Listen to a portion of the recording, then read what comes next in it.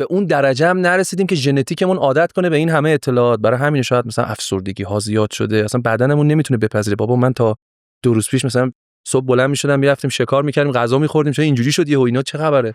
به زیتا که کوروش نیچوکو خوش اومدی. همه کاره هیچ کاره.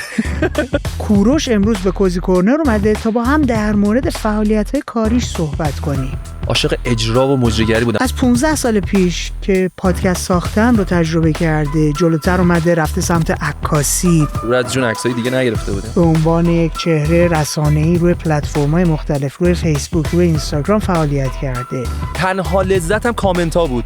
به سمت گیمینگ رفته، استریمینگ رو تجربه کرده. فکر می‌کردم اولین استریمر ایرانم وقتی می‌خواستم شروع کنم. سراغ یوتیوب رفته. ناامید و افسرده بعد یهو رفتم سمت یوتیوب. چه تجربیاتی به دست آورده؟ یهو گفتم پول. عمیق‌تر شدیم ببینیم علت اصلی این تجربه گرایی چی بوده. تو اگه تو زندگی درد و تجربه نکنی لذت معنی نداره. چرا همیشه کارهای جدید که به وجود می اومده کوروش جز اولین افرادی بوده که میرفته سمت تجربه کردنشون؟ برو سمت این کار، برو سمت این. عمیق‌تر شدیم ببینیم چه چیزهایی رو به دست آورده. رو موج بودم. چه چیزهایی از دست داده. به محضی که میای تو اون پایینه این صدا میاد تو گوشه. ترس‌ها و نگرانی‌هاش چه چیزهاییه. فراموش شدن. اگه فکر می‌کنید این موضوعات میتونه براتون جذاب و جالب باشه، با من و کوروش نیچوکو همراه باشید. موقعی که تو یه کاری داری انجام میدی اگه خوشحال نباشی به نظر من موفق نیستی.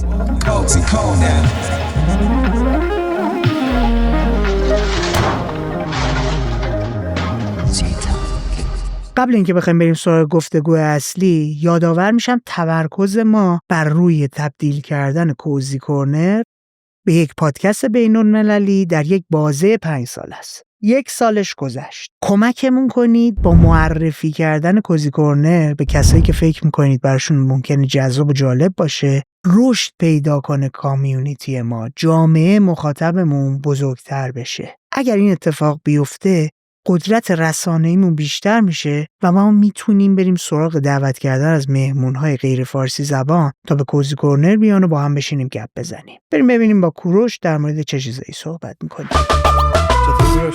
درود بر شما، خوبین؟ مخلصم. دمت گرم کوزی کورنر اومدی. مرسی از شما که دعوت کردید.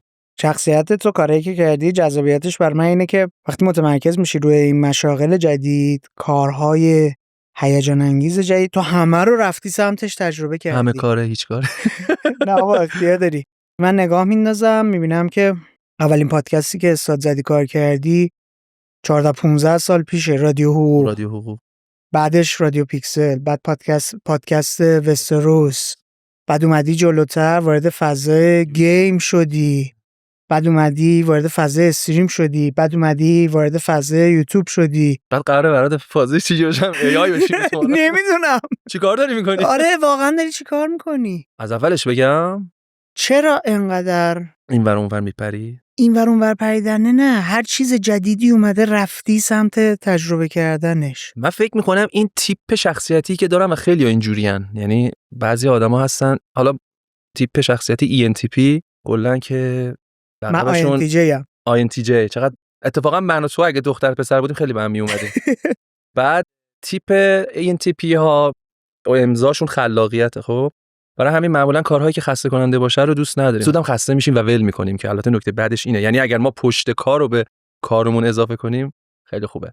من یه شرکتی کار میکردم همون 18 سال پیش که میگه رادیو حقوق، سال 88 بود، به اسم دوراندیشان شرکتی بود، حالا مهم نیست دیگه اسم نمیخوام ببرم جزئیات. این حقوقی بود. اینا یه کاری که میکنم مثل خیلی از ماها که میریم توی شرکتی کار میکنیم مثلا دوستش نداریم، صرفا چون پول مجبوریم، پول لازم داریم و خیلی‌ها تو ایران با این موضوع آشناییم.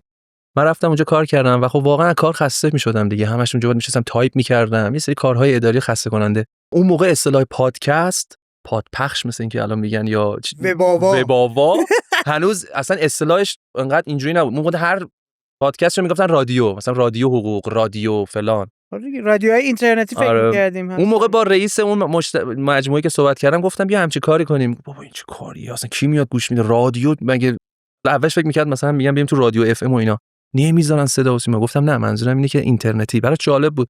آقا برو انجام بده ببینیم چیه. و به طرز عجیبی گرفت، یعنی انقدر تو جامعه حقوق این جا افتاد که مثلا یه موقعی دیگه من میرفتم تو فضای حقوقی میشناختن، آقای کوروش حالتون چطوره، خوبی؟ گفتم با کلام ما رو میشناسن. این تجربه من بود به خاطر که فضا رو شبیه اون جایی که خودم دوست دارم بکنم. یعنی تو چه مدل بودی؟ از این خوره‌های تکنولوژی بودی آفرین. که با این چیز آشنایی داشتی؟ آره هر کی خراب میشد زنگ میزنه میای اینو درست کنی، آقا اینو اینجوری میکنی. آره خب خیلی ها اینجوری هستن دیگه، منم که اونا بودم. کی دسترسی به اینترنت داشتی؟ از وقتی که کامپیوتر خریدم فکر کنم 19 سالم بود اولین کامپیوترمو گرفتم. 18 سالم بود و یادم اون موقع اینترنت دایال آپ بود. بعد اون صدای وصل شدنش و معمولا هم بابایی که این صدا رو میشنید با دمپایی میومد سراغت. باز داری به اینترنت وصل میشی. بابای من کلا شبا ساعت 3 بیدار میشه، یه بار گوشیو برمی داشت ببینه اشغال میزنه یا نه. اگه اشغال میزد یهو میبینی برق خونه قطع شد. این دکمه برق کنترل خونه تو اتاق اون بود. بعد من قبلا خیلی دوست داشتم برم تو اون اتاق به خاطر نمای کوچک، بابام اجازه نمیداد. بعد که اینترنت و اینا اومد، اون تو اتاق من بود، ببخشید اون کنترل تو اتاق من بود، من اتاق بابام اینا اینور بود. من خیلی دوست داشتم برم اتاق بابام اینا، هر چی اصرار میکردم میگفتن نه تو اتاق خودت خوبه. بعد که این قضیه اتفاق افتاد بابای من دید، حالا من نمیدونستم منظورش چیه، گفت این کنترل تو اتاق اینه، من نمیتونم قطع کنم. گفت من دوست نداشتی بیا اینور، بیا جا رو عوض کن. منم ساده نمیدونستم چرا. گفتم مرسی بابا دمت گرم چه خوب. آخرش خاموشی می‌زد. همون شب اول همینم بابام نقشه برام کشیده. ساعت 1 بود دیدم برق رفت. گفتم ایشا برق رفت، بخواب دیگه. نگو این به خاطر اون کنترل نقشه کشیده بود. خلاص آره ما اینجوری و اون موقع اینترنت اولین بار بود کارت میگرفتیم 15 دقیقه‌ای بود. آره فکر کنم 20 دقیقه ساعتی بود دقیقاً. 20 دقیقه میرفتیم به اینترنت واسه میشه آهنگ دانلود کردن اینا که رویا بود. مثلا میزنین 2 ساعت مثلا آهنگ محسن، حالا محسن موقع نبود البته چاوشی، مثلا سیاوش صحنه آهنگ مثلا دور دیگه دوستت ندارم و دانلود میکردیم. اینا از اینترنت گرفتم ها. و اینجوری ما رفتیم سمت تکنولوژی. آره و فکر میکنم از اونجا شروع شد. بعدش دیگه اومدیم سمت، یعنی خودم کارمو چون عکاسی اینا خیلی دوست داشتم، تدوین، ادیت، عاشق این ادیتم. یعنی شاید خیلی‌ها ادیتو و فرار کنم، من دقیقاً اینجوریم که بهم ویدیو بدید من ادیت کنم. عاشق ادیت موزیک ویدیو ام. برای دل خودم برای چند نفر مثلا این کارو کردم. ولی هیچ وقت حرفه‌ای نرفتم سمتش. پیج عکاسی داشتم، پلیس بست، اینا همه داستان داره. آره اینا رو یه بخشیشو خود منم خاطرم ها. پیج عکاسی فکر می‌کنم جزو اون بچه‌هایی بودی که 95 96 سر حجاب یهویی اومدن طرح عنکبوت یه آفرین یه چیزی توی این مایا بود، اومدن یه سری از مدل‌ها و اینا رو گرفتن که آره مدل‌ها و عکساشو میزنن چاپ این چیه چه حالا تازه اون موقع همه بی حجاب بود، حالا مثلا دور از جون عکسای دیگه نگرفته بودیم ولی خب بستن دیگه. ناامید و افسرده بعد یهو رفتیم سمت یوتیوب. گستره تجربه ها خب خودش خیلی جذابیت داره دیگه. بعد همه اینا تازه است، نوعه، مخصوصا از بعد از پندمی خیلی توی جامعه جا افتاده که آدما برن سمت اینکه فعالیت‌های آنلاین انجام بدن، مخاطب برای خودشون به وجود بیارن. یا کسی که از قدیم داره این کار میکنه قطعاً تجربیات جالبی داره. من دوست دارم ببینم تجربه خودت از این سمت، اینکه فضا رو گذاشتی برای اینکه مخاطب تو رو ببینه، حرفت رو بشنوه، بعد تو موضوعات مختلف از حقوق بگی تا خوره هایی که مثلا گیم آف ترونز دوست داشتن، تا کسایی که عکاسی دوست داشتن، تا کسایی که گیم دوست داشتن. تجربه از چه جنسه؟ وقتی یه نفر 14 سال 15 سال هی دائم رفته سمت تولید محتوا برای آدمای مختلف، سنین مختلف، حوزه‌های مختلف، کلاً تجربه‌ای که تو داشتی از چه جنسه؟ چه چیزهایی رو برات داشته؟ چه احساساتی رو در تو ایجاد کرده؟ قبل از اینکه اینو جواب بدم تو یه دقیقه یه پیش زمینه بگم. ما واقعا تو عجیب ترین دوران تاریخ بشریم الان، از این جهت که شما فکر کن مثلا خب از صدها هزار سال پیش که بشر داره زندگی میکنه، شاید الان دیگه خیلی بخوایم زیاد کنیم 30 ساله که انقدر حجم اطلاعات داره به سمت مغز ما میاد. قبلش مغز اصلا الان هنوز به اون درجه هم نرسیدیم که ژنتیکمون عادت کنه به این همه اطلاعات. برای همین شاید مثلا افسردگی ها زیاد شده، اصلا بدنمون نمیتونه بپذیره. بابا من تا 2 روز پیش مثلا صبح بلند میشدم میرفتیم شکار میکردیم غذا میخوردیم، چرا اینجوری شد یهو اینا چه خبره؟ برای همین حجم اطلاعات واقعا زیاده. شاید در آینده عادی تر بشه دیگه، بدنمون عادت کنه. اما تجربه من که میگید چه جوریه جنسش، من یه چیز جالب بهتون بگم. من خودم وقتی یوتیوبر شدم اصلا برای این یوتیوبر نشدم که آخ چون برم یوتیوبرشم پول در بیارم. من چنل اصلی یوتیوبم 11000 تا سابسکرایبر داشت و اون اصلا موقع میدونستی بحث مانیتایزیشن وجود داره؟ همین اینا رو میخوام بهت بگم. مثلا اون موقع فرشا 6000 تا بود، آیا کیوکسر 15000 تا بود. همینجوری داشتم میرفتم بالا، بعد همه میگفتن بابا تو داری چیکار میکنی؟ و جالب اینجاست اصلا من نمی‌دونستم درآمد داره. یعنی من این کارو واقعا مثل اون پادکست‌ها که انجام میدادم دیلی، واقعا اینم دیلی بود. یعنی من دوست داشتم، همیشه از بچگی عاشق این بودم، میکروفون میگرفتم، پسرمون میومد ضبط می‌کردیم، من مجری می‌شدم، اون میشه دکتر. خب آقای دکتر بفرمایید که امروز باید چیکار کنیم، مثلا پسرم میشه حرف میزد. این هم دیلی شروع کردم، با پابجی موبایل هم شروع کردم. پابجی موبایل اصلا باعث شد من یوتیوبر بشم. پابجی موبایل بازی می‌کردم، بعد گفتم چقدر حال میده. نسخه پی سیش هم فهمیدم هست، رفتم اینترنت سرچ کردم، بعد استریمرها رو دیدم، گفتم چه باحال. اصلا نمی‌دونستم چیه. بعد فکر می‌کردم اولین استریمر ایرانم وقتی می‌خواستم شروع کنم. بعد اومدم جلوی دیدم برو بابا الان آخرین نفری، مثلا آریا کیوکسرها، امیر فانتوم‌ها، کلی بچه‌ها، تاکسیک گرل، اینا همه داشتن استریم می‌کردن. بعد مثلا وقتی یه هفته شروع کردم گفتم ای بابا مسکی من آخرین نفرم. تازه اون موقع هم استریمو شروع کردم. من اولین استریمم استریم بررسی گیم اف ترونز بود که آپارات همون هفته اول پیجمو بست، گفت تو داری راجع به سریال ممنوعه حرف میزنی. خلاص رفته تازه رو آپارات هم اول آپارات، اصلا توییچ نمیدونستم چیه. و بعد جالب اینجاست که دیگه حالا این کارو که شروع کردم، یوتیوبم راه اندازی کردم، اومدم راجع به پابجی موبایل حرف میزنم، چه جوری اولین نفر لند کنیم، هنوز ویدیوش هست، چه جوری اینجوری کنیم، چه جوری این کارو کنیم. 11000 سابسکرایب گرفتم. بعد دیدم همه میگن کوروش چقدر درآمد داری، چقدر درآمد داری. من اصلا اولش نمیفهمیدم منظورشون چیه. بعد یکی از همکارام گفت کوروش چرا تبلیغ نداری رو ویدیوهات؟ گفتم خب چه جوری باید تبلیغ بذارم؟ بگو. گفت چیز شدی، مانیتایز کردی چنل تو؟ گفتم اصلا چی هست؟ گفت بابا تو 11000 تا ساب داری نکردی؟ گفتم نه. اینکه مخاطبایی که نمیدونن بدونن، طبق قانون یوتیوب شما حداقل به 1000 سابسکرایبر و 4000 ساعت واچ تایم احتیاج داری برای اینکه بتونی درآمدزایی از یوتیوب تو فعال کنی.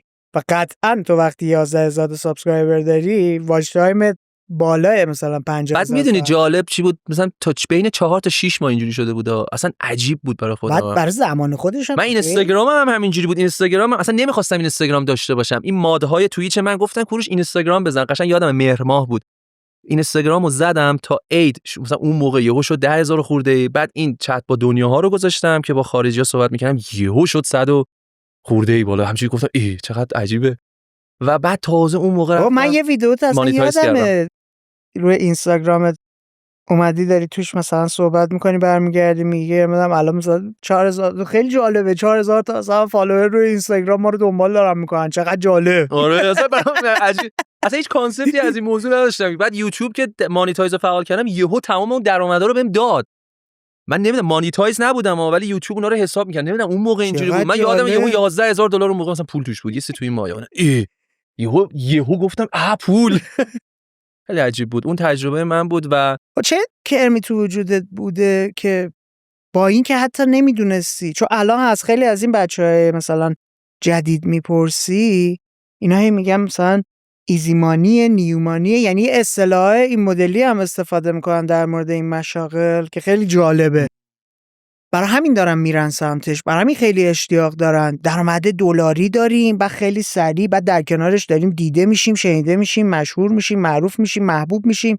تو هیچ کدوم اینا رو نمیدونستی؟ آره نمیدونستم. خیلی عجیب بود. من اون موقع چی قلقلکت داشته میداده؟ من فکر میکنم چیزی که از بچگی در وجودم نهفته بوده، حالا باید بررسی کنیم دلایل روانشناسیش چیه، عاشق اجرا و مجریگری بودم. مثلا تو همین حوزه حقوق که کار میکردم، مثلا همایش بود برج میلاد یا مثلا یه جایی بود، سریم گفتم من میخوام مجری بشم و مجری میشدم و انجام میدادم. مثلا جلوی اون همه آدم سلام علیک میکردم، خیلی خوش اومدید. سال 87 یا 88 بود، برای شبکه 3 یه برنامه طرح داده بودم، ایمیل میزدم من دوست دارم این برنامه باشه. اون موقع راجع به تکنولوژی بود، راجع به تکنولوژی خیلی دوست دارم راجع به این موضوع برنامه بزنیم شبکه 3. یادم یه تهیه کننده بود، اسمش اگه یادم بیاد، که منو کانکت کردم به اون، گفتم بیا حرف بزنیم طرح چیه، شاید بشه انجام داد.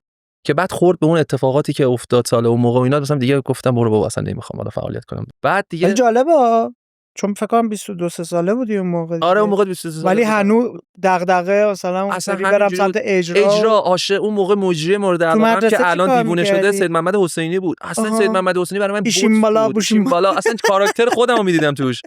میگفتم چقدر این آدم باحاله. مثلا رفیعی، حسین رفیعی رو دوست داشتم، خیلی به این چیزا دقت میکردم. شما فکر کن من به شبکه تهران، شبکه 5 ایمیل میزدم، جدی میگم، ایمیل نه، نامه، با یادم نمیره، نامه میزدم، لوگوشو میکشیدم، میگفتم این لوگوتون رو اگه میتونید این کارو باش بکنید، خیلی نقاشی میکردم، میگفتم لوگوی شبکه این کار کنید. بعد این استایلی که زیرنویسا رو یه دونه گرافیک آورده اون خیلی خوشگل بود، گفتم چرا اون گرافیکو برداشتید؟ اون گرافیک واقعا مدرن بود، زیبا بود، اینجا کشیده بودم، گفتم منظورم اینه، اینجا فکر کن اینا رو من نقاشی میکشیدم، اصلا نمیدونم نامه‌مو دیدن خوندن. من در این حد برام این چیزا مهم بود و میگفتم کاش که اینو اینجوری کنید. یا مثلا اون برنامه که آقای حسین رفیعی خط رو خط بود، خود اول سید محمد حسینی بود، بعد مسکی دادنش به رفیعی. میگفتم چرا دادید به رفیعی؟ رفیعی استایلش به این نمیخوره، محمد حسینی خوبه. من خیلی راجع به این چیزا حساس و دقیق بودم. شبکه تهران برای من از نظر گرافیکی جذاب ترین شبکه بود. اصلا بقیه شبکه‌ها تو خونه نمیذاشتم ببینم. خط قرمز پخش میشد. خط قرمز یه سریال بود که خیلی خوب بود. آره برای زمان خودش آخر دهه 70 همون موقع برنامه شب‌های تهران بود. سید محمد حسین ما تو خونه دعوا بود، من میگفتم میخوام اینو ببینم، کل خانواده میگفتن آقا اونو ببینیم. من اصلا خط قرمز بعدم میومد سر اینکه نمیتونستم اونو ببینم. اصلا خیلی عجیبه. من از یه چیزی بود که درونم بود، فکر میکنم ریشش هم برمیگرده به همین چیزای جدید رو دوست دارم همیشه تجربه کنم. مثلا الان همش دارم فکر میکنم در 5 سال آینده شغل‌های قراره اضافه بشه، به خصوص مربوط به ای آی که من ازشون خبر ندارم و هی میگم فکر کن الان 5 سال دیگه است و الان میبینی میگی کوراش اینترستلر رو دیدید اون پشت داره میگن نکن الان من اینجا برو سمت این کار، برو سمت این. و مطمئنم شغل‌های جدیدتری هم خواهد اومد. حالا استریم و اینا، از استریم از سال 2013 شروع شد تقریبا با توییچ. خیلی نمیدونم. آره توییچ سال 2013 14 مثلا سامیت وانجی یکی از اولین استریمرها بود، حالا نه اولین. و استریم چیز جدیدی نسبت به گذر زمان نیست، ولی فکر می‌کنم ولی آره داشته که دنیا رو اینطوری اصلا گرفته. کلا شما نگاه کن، هالیوود محو شد، صنعت تلویزیون و بازیگرها دیگه داره محو میشه. الان دیگه فقط گلزارها و این اشخاص سینمایی نیستن که آیکونن. الان ما این در واقع واینر داریم، حالا بهشون میگن اینستاگرام ها هستن که لول اونها حتی معروف‌تر از اونها. یعنی شما فکر کن مثلا اصلا تو خود همون هالیوود هم الان داری می‌بینی میارن تو فیلم. اسپیدو میشناسی؟ اسپید الان یا کای اینا معروف ترین استریمرهای دنیا الان دوتاشون. اسپید با رونالدو داره میره ویدیو میگیره، کای اومده با کمپانی وارنر قرارداد بسته، تجهیزات بتمنو آوردن توی سوله گنده براش درست کردن، اونجا داره استریم میکنه که 4 تا بازی بتمنو تو استریمش انجام بده. و شما فکر کن لول استریم ها، یا مثلا با XQC برای اینکه از پلتفرم توییچ ببرنش تو کیک 100 میلیون دلار قرارداد بستن. رونالدو که رونالدو 100 میلیون قرارداد با رئال بسته بود، میگفتن رکوردها شکست. یه استریمر اومد 100 میلیون قرارداد بس و اصلا استریمر رو خارجی‌ها تازه درک کردن. تو ایران هنوز به اون متاسفانه 2 سال دیگه بهش میرسن. ببین با مخاطب لایو در ارتباطن، مخاطبی که میشینه استریمر رو میبینه واقعا دوستش داره. پس اگه میگه برو اینو بخر، واقعا اون دوست داره بره بخره. تأثیری که استریم حتی اگه کم باشه، ما الان یوتیوب رو فیلتر کردیم. قبل فیلتر یادته؟ نمیدونم دیده بودی یا نه. من خودم میرفتم میدیدم بچه‌ها رو، چه میدونم امیرعلی بیگزمو 17 ساعت 3 صبح من اینو به چشم دیدم. 3 صبح رفتم بچه‌ها اینجوری بود 17,000 نفر اون 3 صبح نشسته بودن. افتتاح اتاق چیز بود، بیگزموگ بود. آره. و جالب اینجاست استریمرهای عادی بود، مثلا پارادیکس رو استریم میکرد 2000 تا ویو داشت، سام صابری استریم میکرد 1700 تا ویو داشت. الان نمیدونم، من خودم آرپی بازی میکردم 4000 تا 5000 تا هم رکورد زدم ویو داشتیم. توییچ که فیلتر شد اصلا بابا همین الان امیرعلی میانگین کسایی که دارن تو استریمش تماشا میکنن نزدیک 5000 نفره. آره امیرعلی تو توییچ همین الان که با فیلتره 1000 خورده در موقعی که برنامه‌هاش خیلی مثلا موضوع خاصی داره، تو یوتیوب 2000 خورده، تو توییچ هم فکر کنم 1000 خورده، مثلا تو میانگین 4 5000 تا دارن نگاش میکنن. آفرین. یا الان مثلا دوناتون سام هست، آفرین سام صابری. آره من دارم چک میکنم میبینم ساعت مثلا 1 صبح داره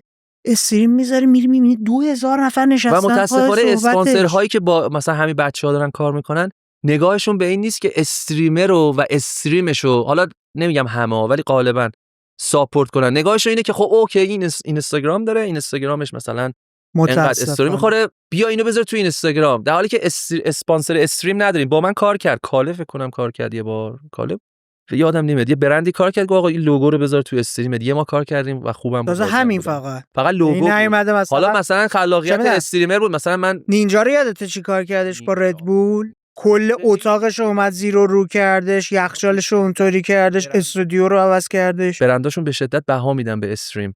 حالا شاید چون فیلتر شده برای مثلا برنده میاد نگاه می‌کنیم یا آقا اینو دارن 500 نفر می‌بینن، 500 نفر الان تو توییچ خیلی خوبه. حالا الان دیگه مثلا ویو های معمولی شده 50 تا باز دوباره 100 تا. اون موقع که 2000 تا بود واقعا ویو بالای 1000 خوب بود. الان ویو بالای 300 400 خوب شده.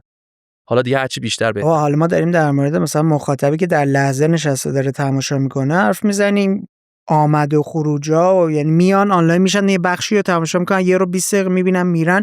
تو یه وقتی نگاه میکنی توی 2 ساعت استریم 10,000 نفر اومدن رفتن. همینه نگاه میکنی مثلا میزنه تاپ ویو 350 مثلا، بعد میری نگاه میکنی مثلا زده 9,000 نفر 14,000 نفر تو استریم اومدن رفتن.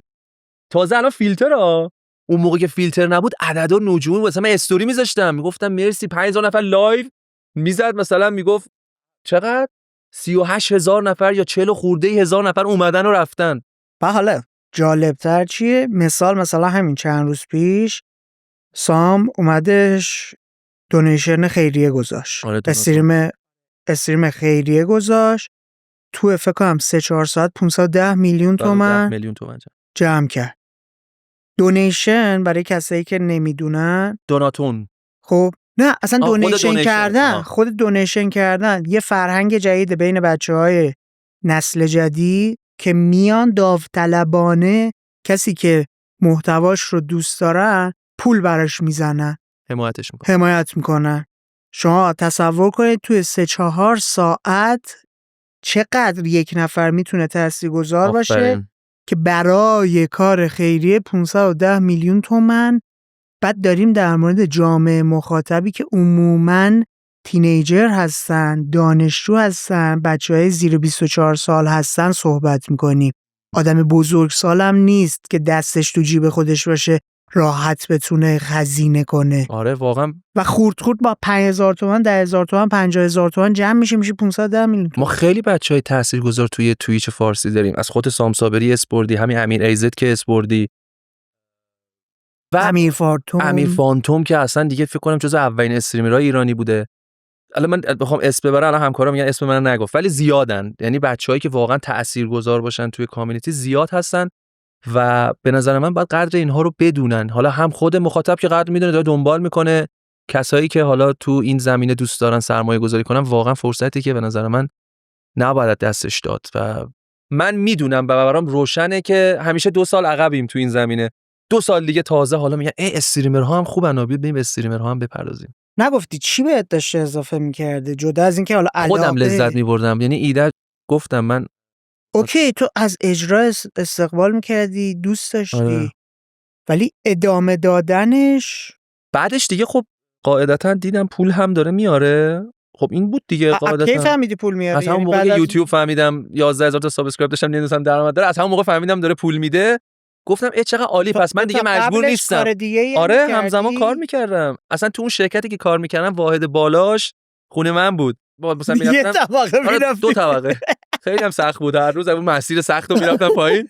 بعدش هم میرفتم خونه میشستم تو اینترنت برای خودم محتوا اصلا با عشق انجام میدادم. گفتم آخ چون تنها لذتم کامنت ها بود. همین کامنت میومد گفتن دمت گرم مرسی. بعد دیدم هی قاطی این کامنت ها چقدر در میاری داره اضافه میشه. گفتم یعنی چی یک کجا مگه پول داره؟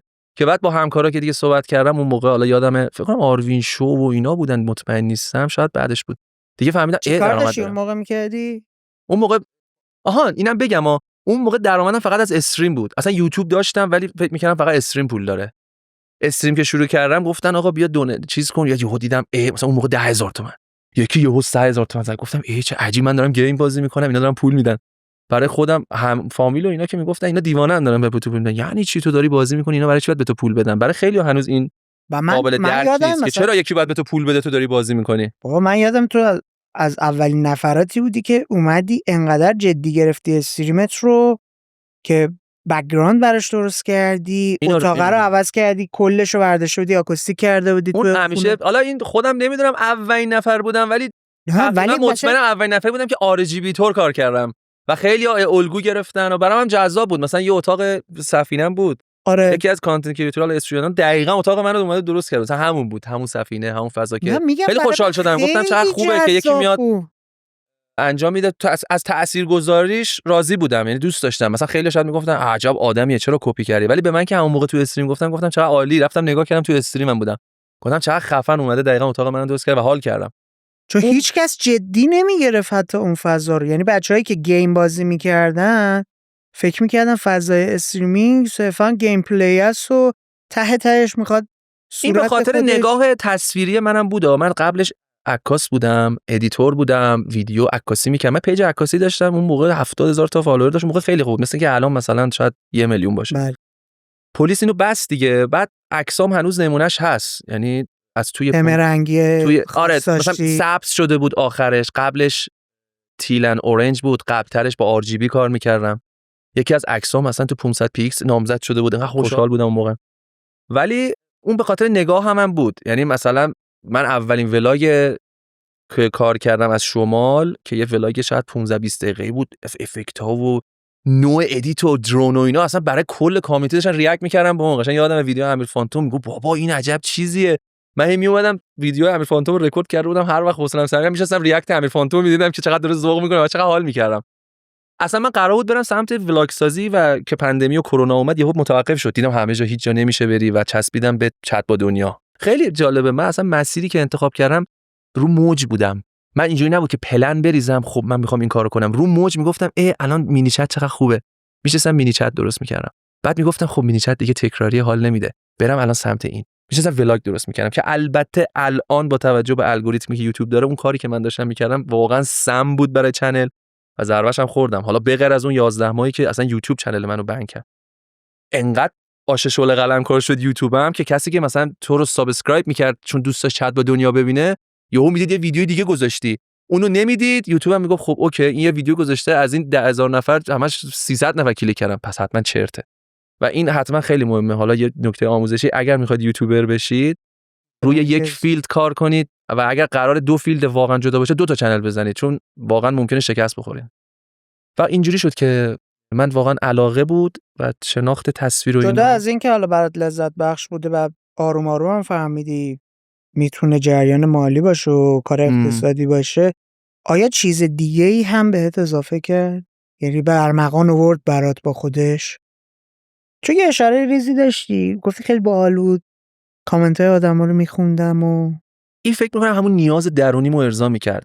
من فکر میکنم توجه شاید هم دیده شدنه. این دیده شدن تو خون همه ما هست. اصلا میدونید دلیل ریشه‌ای بقای ما انسان ها نوازشه. ما همه دنبال نوازشیم. حالا نوازش منظورم این نیست که نوازشی شما خوشتیپ میکنی تو مهمونی، هر جا میری دوست داری همه ببینن، دوست داری همه به توجه کنن. شما یه کودک و نوزادو بهش آب بده، غذا بده، شیر بده، ولی بغلش نکن. بعد 2 ماه 100% اون کودک از دنیا میره.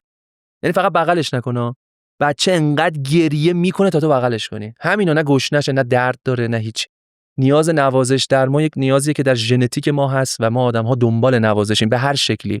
اگر پارتنر داریم دوست داریم پارتنرمون بهمون توجه کنه. اگر میریم توی مهمونی دوست داریم همه بهمون توجه کنن. اگر این توجهو نبینیم تو مهمونی سرمون پایین ناراحتیم. چرا هیچکی امروز نگفت مثلا لباس چقدر خوبه؟ رفتی لباس خوشپوش پوشیدی، کفش خفن خریدی، میبینی هیچکی بهش توجه نمیکنه. ولی کافیه یه نفر اونجا توجه کنه بگه چه کفش خفنی، اصلا در درون میگه آخیش پس حتما کفشم خوبه. این نیاز به توجه شاید در من هم مثل همه آدم‌ها. حالا شاید دلیل دوست داشتن اجرا مثلا همون توجه بوده، نمیدونم. بعد بریم ریشه روانشناسیشو تا حالا بهش فکر نکردم، برام فکر کنم ببینم ریشه‌اش چی بوده. ولی این چون این نیازم برطرف میشد، این برای من بزرگترین لذت بود. ارتباط با مخاطب برام بدون لذت بود. مثلا استریم می‌کردم، اصلا دونیت نداشتیم، یه هفته میشستم استریم می‌کردم، میگفتم تو که دونیت نمی‌شیم، گفتم بابا مهم نیست شما که هستید. در حالی که مثلا شاید یکی بود میگفت آقا نه دونیت قطعه امروز استریم نداریم. هر کسی یه جوری بود دیگه. آره. مثلا من اینجوری بودم، مثلا من دوناتون انجام میدادم، همه میگفتن بابا تو تنها کسی که دوناتون رو درست انجام میدی. میگفتم خب چرا؟ میگفتن تو استریم می‌کنی دوناتون از 8 صبح که بیدار میشی تا 12 شب پشت کامپیوتری. ولی الان بعضیا مثلا میان استریم می‌کنن مثلا نیستن، میگن خب من دارم میرم بیرون، تصویر مثلا کلاغ و اینا پخش میشه تا تو بیای فلان. خب اصلا کانسپت دوناتون یعنی این که تو تا انقدر من میشینم این پشت تا لحظه‌ای که تو حمایت کنی. حالا هر کسی یه مدل. برای من بیشتر رو شوق و علاقه با ارتباط با مخاطب بود. برای من واقعا مخاطبام خیلی دوست داشتنیان. من همیشه بهشون میگم همین که تو بعضیا میان استریم پیام میذارن میگم ببخشید ما نمیتونیم دونیت کنیم. میگم تو همین که تو استریم من هستی، داری منو نگاه میکنی، داری به من لطف میکنی. تو اگر بری این عدد میاد پایین. شما اگه همتون برید مثلا منو کمتر نگاه میکنم، پس قاعدتاً وجهه من هم ممکنه بیاد پایینتر تو نگاه کلی، چون چه بخوایم چه نخوایم ویو مهمه. شاید برای خودم مهم نیست. مثلا ویو استریمامو 2 سال نمیبینم، همیشه میپرسم میگم چند نفر دارن منو میبینن. ولی ویو مهمه. تو کامیونیتی نگاه میکنم مثلا کی انقدر ویو داره، پس این حتما استریمر بهتریه.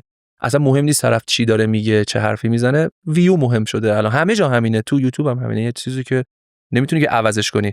چون پروفسور حسابی هم بشینه استریم کنه ممکنه 100 نفر ببینن، ولی مثلا علی زرگری بشینه نگاه کنه ادا در بیاره 500,000 نفر ببینن میگن خب این الان موفقه، در حالی که اون آدمی که داره حرف میزنه اون حرف برای گفتن داره. پس اینا خیلی مهم نیست. دیدید اینم کوتاه بگم، میگن وای ایرانی‌ها فلانن، پیج او فلان دانشمند توی اینستاگرام مثلا 500 تا فالوور داره، بعد پیج فلانی که داره مثلا لخ میرقصه 500,000 تا. خب معلومه کسی که اینستاگرام نصب کرده دنبال تفریحه، برو پیج میرفت science.com دیگه. کسی که اومد اینستاگرام نمیاد پروفسور حسابی رو دنبال کنه، میرفت کتاب میخون. پس طبیعیه که ما آدم‌ها دنبال تفریحیم. و شما نگاه کن یه نفر میاد یه کار عجیبی میکنه، سل الا سترکه چشم نمیدونم چی بترکه، یهو همه میریم فالوش میکنیم. چرا؟ چون صرفا بامزه است، به نظرمون فانه. هر کی و همشون مقطعی ان، اگه نگاه کنی بعد محو میشن. الان تو نگاه کن اون پسره که میگفت ها بچه بود، امیرعلی بود، چی بود اسمش؟ نه امیرعلی که اینجوری تعجب میکنه ها یه مدت ترند شده بود، همه اینا ترند شدن و رفتن دیگه نمیبینیمشون.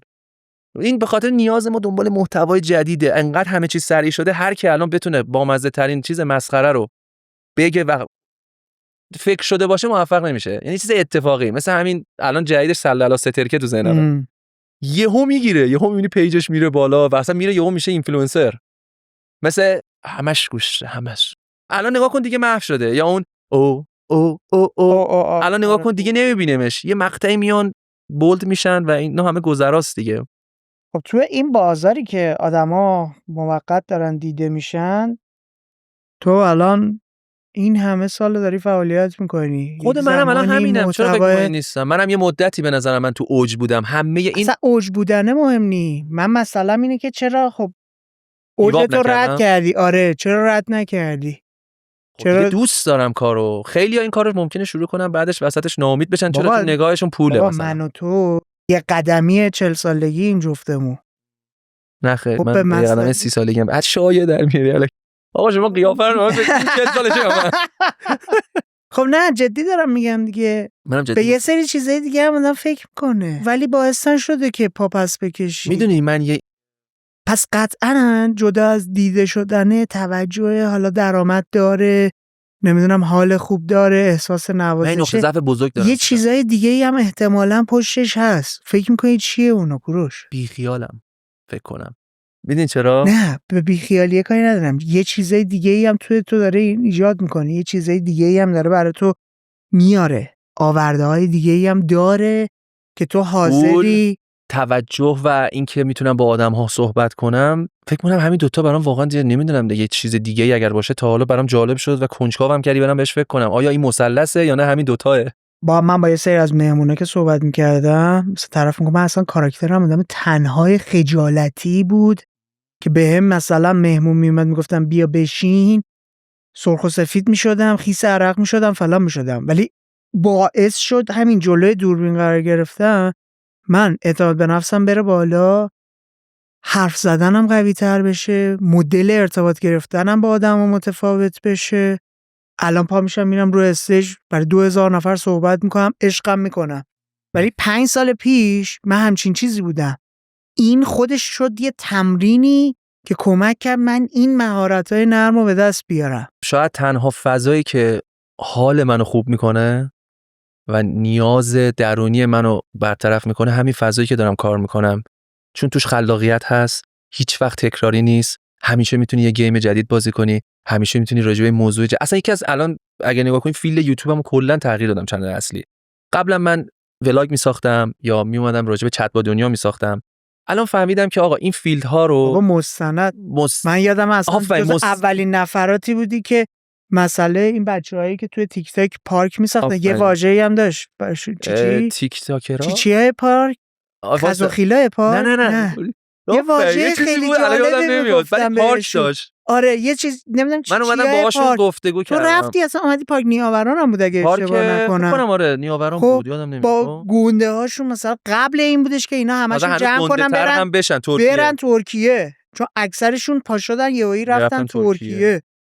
آفرین. من مثلا من اینجوری هم ویدیو ساختم خیلی جالبه. خودم یادم رفته بود که من اینا هم ساختم. اینا جالبه دیگه. یا چه میدونم یهویی سویچ کردی یه سری ریویوهای محصول و اینا. قشنگ من یادم یه دونه دوچرخه برقی بود برات آره اون جزء ولاگام بود که آره. آفرین برقی ولاگ دارم، مثلا یه سری ولاگا بود که این نشون دهنده اینه که تو آدم کنجکاوی بودی که تو حتی مدیومی هم که داشتی کار میکردی هی میپریدی سمت اینکه ژانرهای مختلف همه چی رو من تست می‌کردم. آره. و الان به این نتیجه رسیدم که من الان فقط من تو ولاگ و ادیتی که میکنم واقعا میدونم که مخاطب خیلی دوست داره. یکی از چیزایی که راجع به ولاگای من دوست دارن ادیتامه. به خصوص یه چنل جدید زدم اسمش نیچو پوه. این نیچو پو زدی؟ شاید 6 ماه پیش. این همون نبودش که چند وقت آشپزی کردی تو؟ آفرین.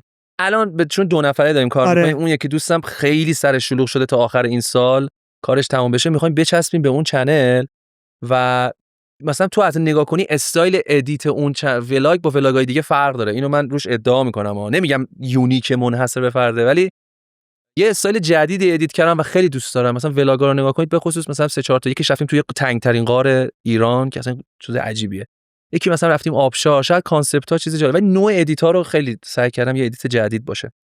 الان من فهمیدم که من فقط ولاگ میخوام درست کنم با گفتگو با مخاطب راجع به موضوعات روز. الان اومده چنل اصلیم راجع به ترندهای روزه، مثلا فلان بازی داره میاد، فلان سوژه اتفاق افتاده تو دنیا. این اتفاقی که دارم دیگه چنلام انجام میدم و گیم بازی کردن، یعنی همین 3 تا چنل. این قطعا یه نیازی تو داری دیگه که این همه سویچ کنی، مدل مختلف، ژانرهای مختلف، مدیومای مختلف. اصلا اون مدل شویی که تو راه انداختی، گیم بازی میکردی و دوبله میکردی جای کاراکتر، مثل سریال باش برخورد میکردی، جی تی ای رول پلی. خب اینو اصلا من جای دیگه ای ندیده بودم. آره من که بعد یه اپیزود مثلا فلان امروز قراره فلان نقطه عطف من تو استریم همین رول پلی آر پی بود. ببین تو رول پلی که اولین بار بازی کردم با کاراکتر آقا جون بود، مثلا آی پسریم با قربانت بشم، ببین حدودای شبیه بابا شاه بود و اون محمد رضا چی بود و یه پیرمرد بسیار هیز، اصلا اینجوری بود.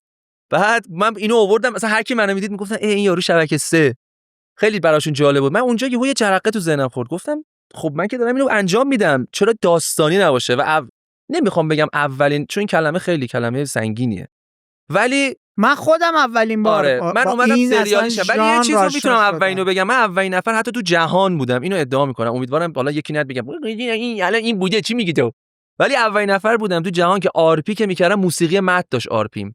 و حتی من یعنی چی؟ آر پی رول پلی در نقش رول پلی. جی تی ای که بازیشو دیدی شما، سرور میزنن مثلا 100 تا 200 نفر ایرانی میرن توش، یکی دکتر میشه، یکی میشه مثلا راننده تاکسی، یکی یه شهروند، یکی مثلا تو کار مواد مخدره و واقعا باید بری اونجا مواد مخدر رو درست کنی و پلیس مواظب باشی نیاد گیر بده و بعد آر پی کنی. مثلا طرف میاد میگه داری چی کار میکنی، نباید بگی به تو چه اسکل، مثلا چه ربطی داره، بعد آر پی کنی جناب سروان چی شده مگه، از اتفاقی افتاده، اینجوری بعد آر پی کنی. سریال منم راجع به این داستان بود که یه کاراکتری بود که وارد شهری شده، داره گنده میشه، یه سرکرده مخفی میاد به این پیام میده، میگه ای کار من انجام ندی فامیلتو میکشم.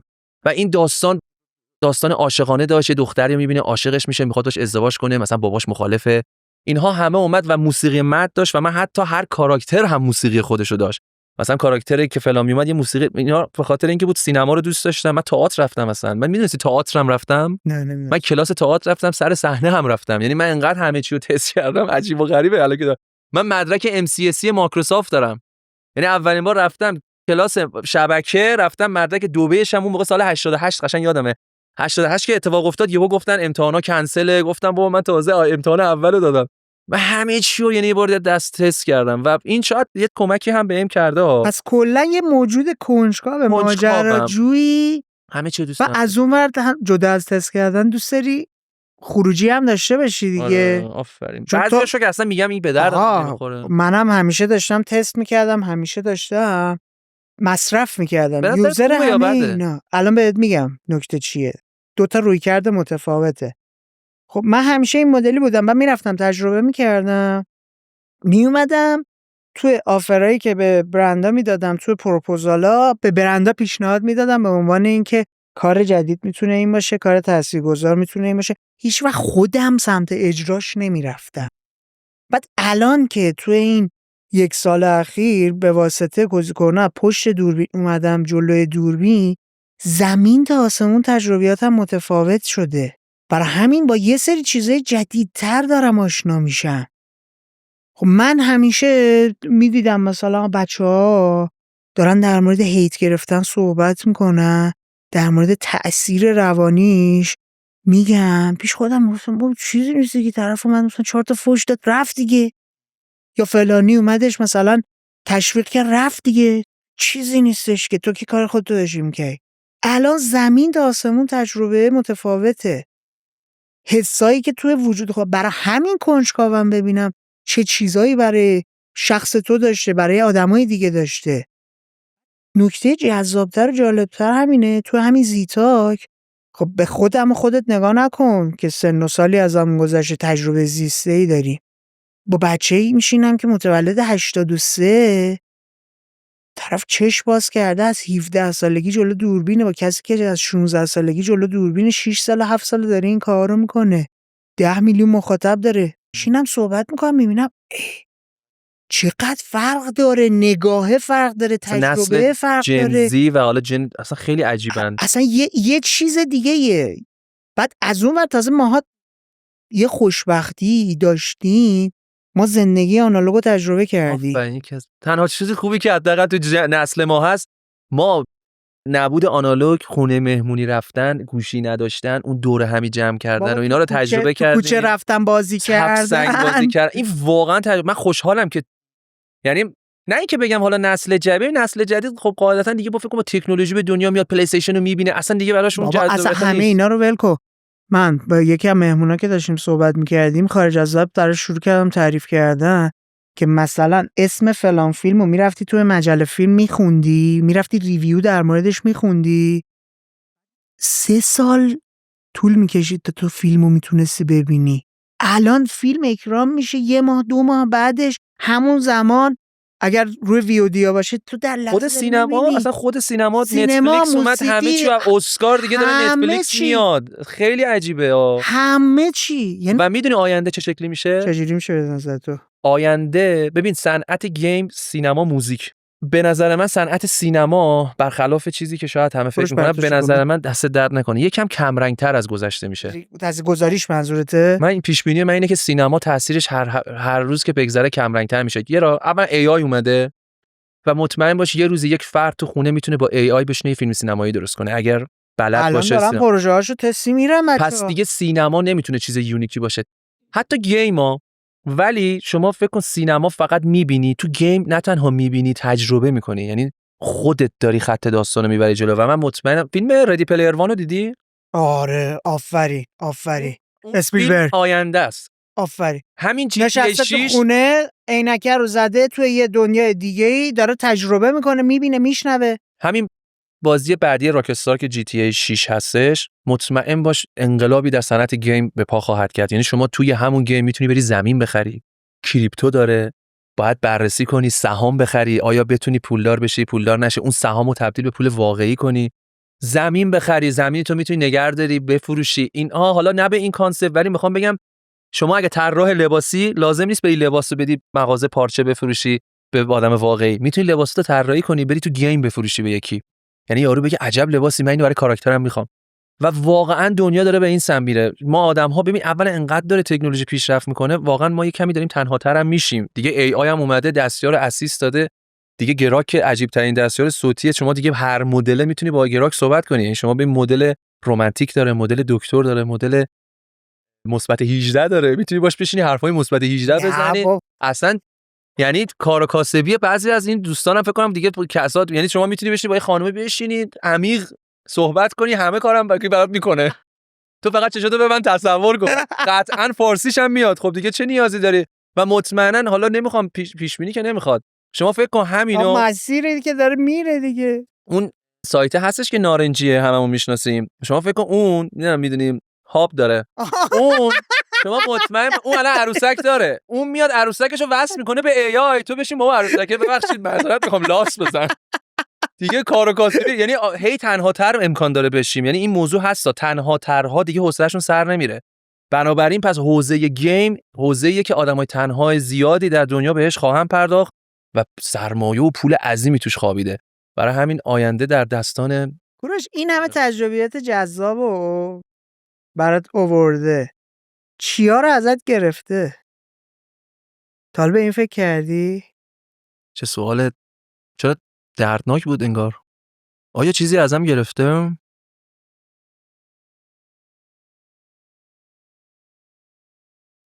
میتونم اعتراف کنم من اصلا پارتنر خوبی نیستم. چرا؟ اصلا پارتنر خوبی نیستم. یعنی من شاید کل مثلا دوست دخترامو بخوام برات بشمارم توی تا اینسن شاید 4-5 تا نشن. باورت میشه؟ 5 تا. و طولانی ترینشون شاید 2 سال بوده. همشون هم حرف مشترک داشتن که تو توجه نمی‌کنی. توجهت سمت این چیزا بوده؟ توجه هم همش روی ایناست. مثلا زنگ بزنی حالت خوبه. نه اینکه نخوام بهشون توجه کنم.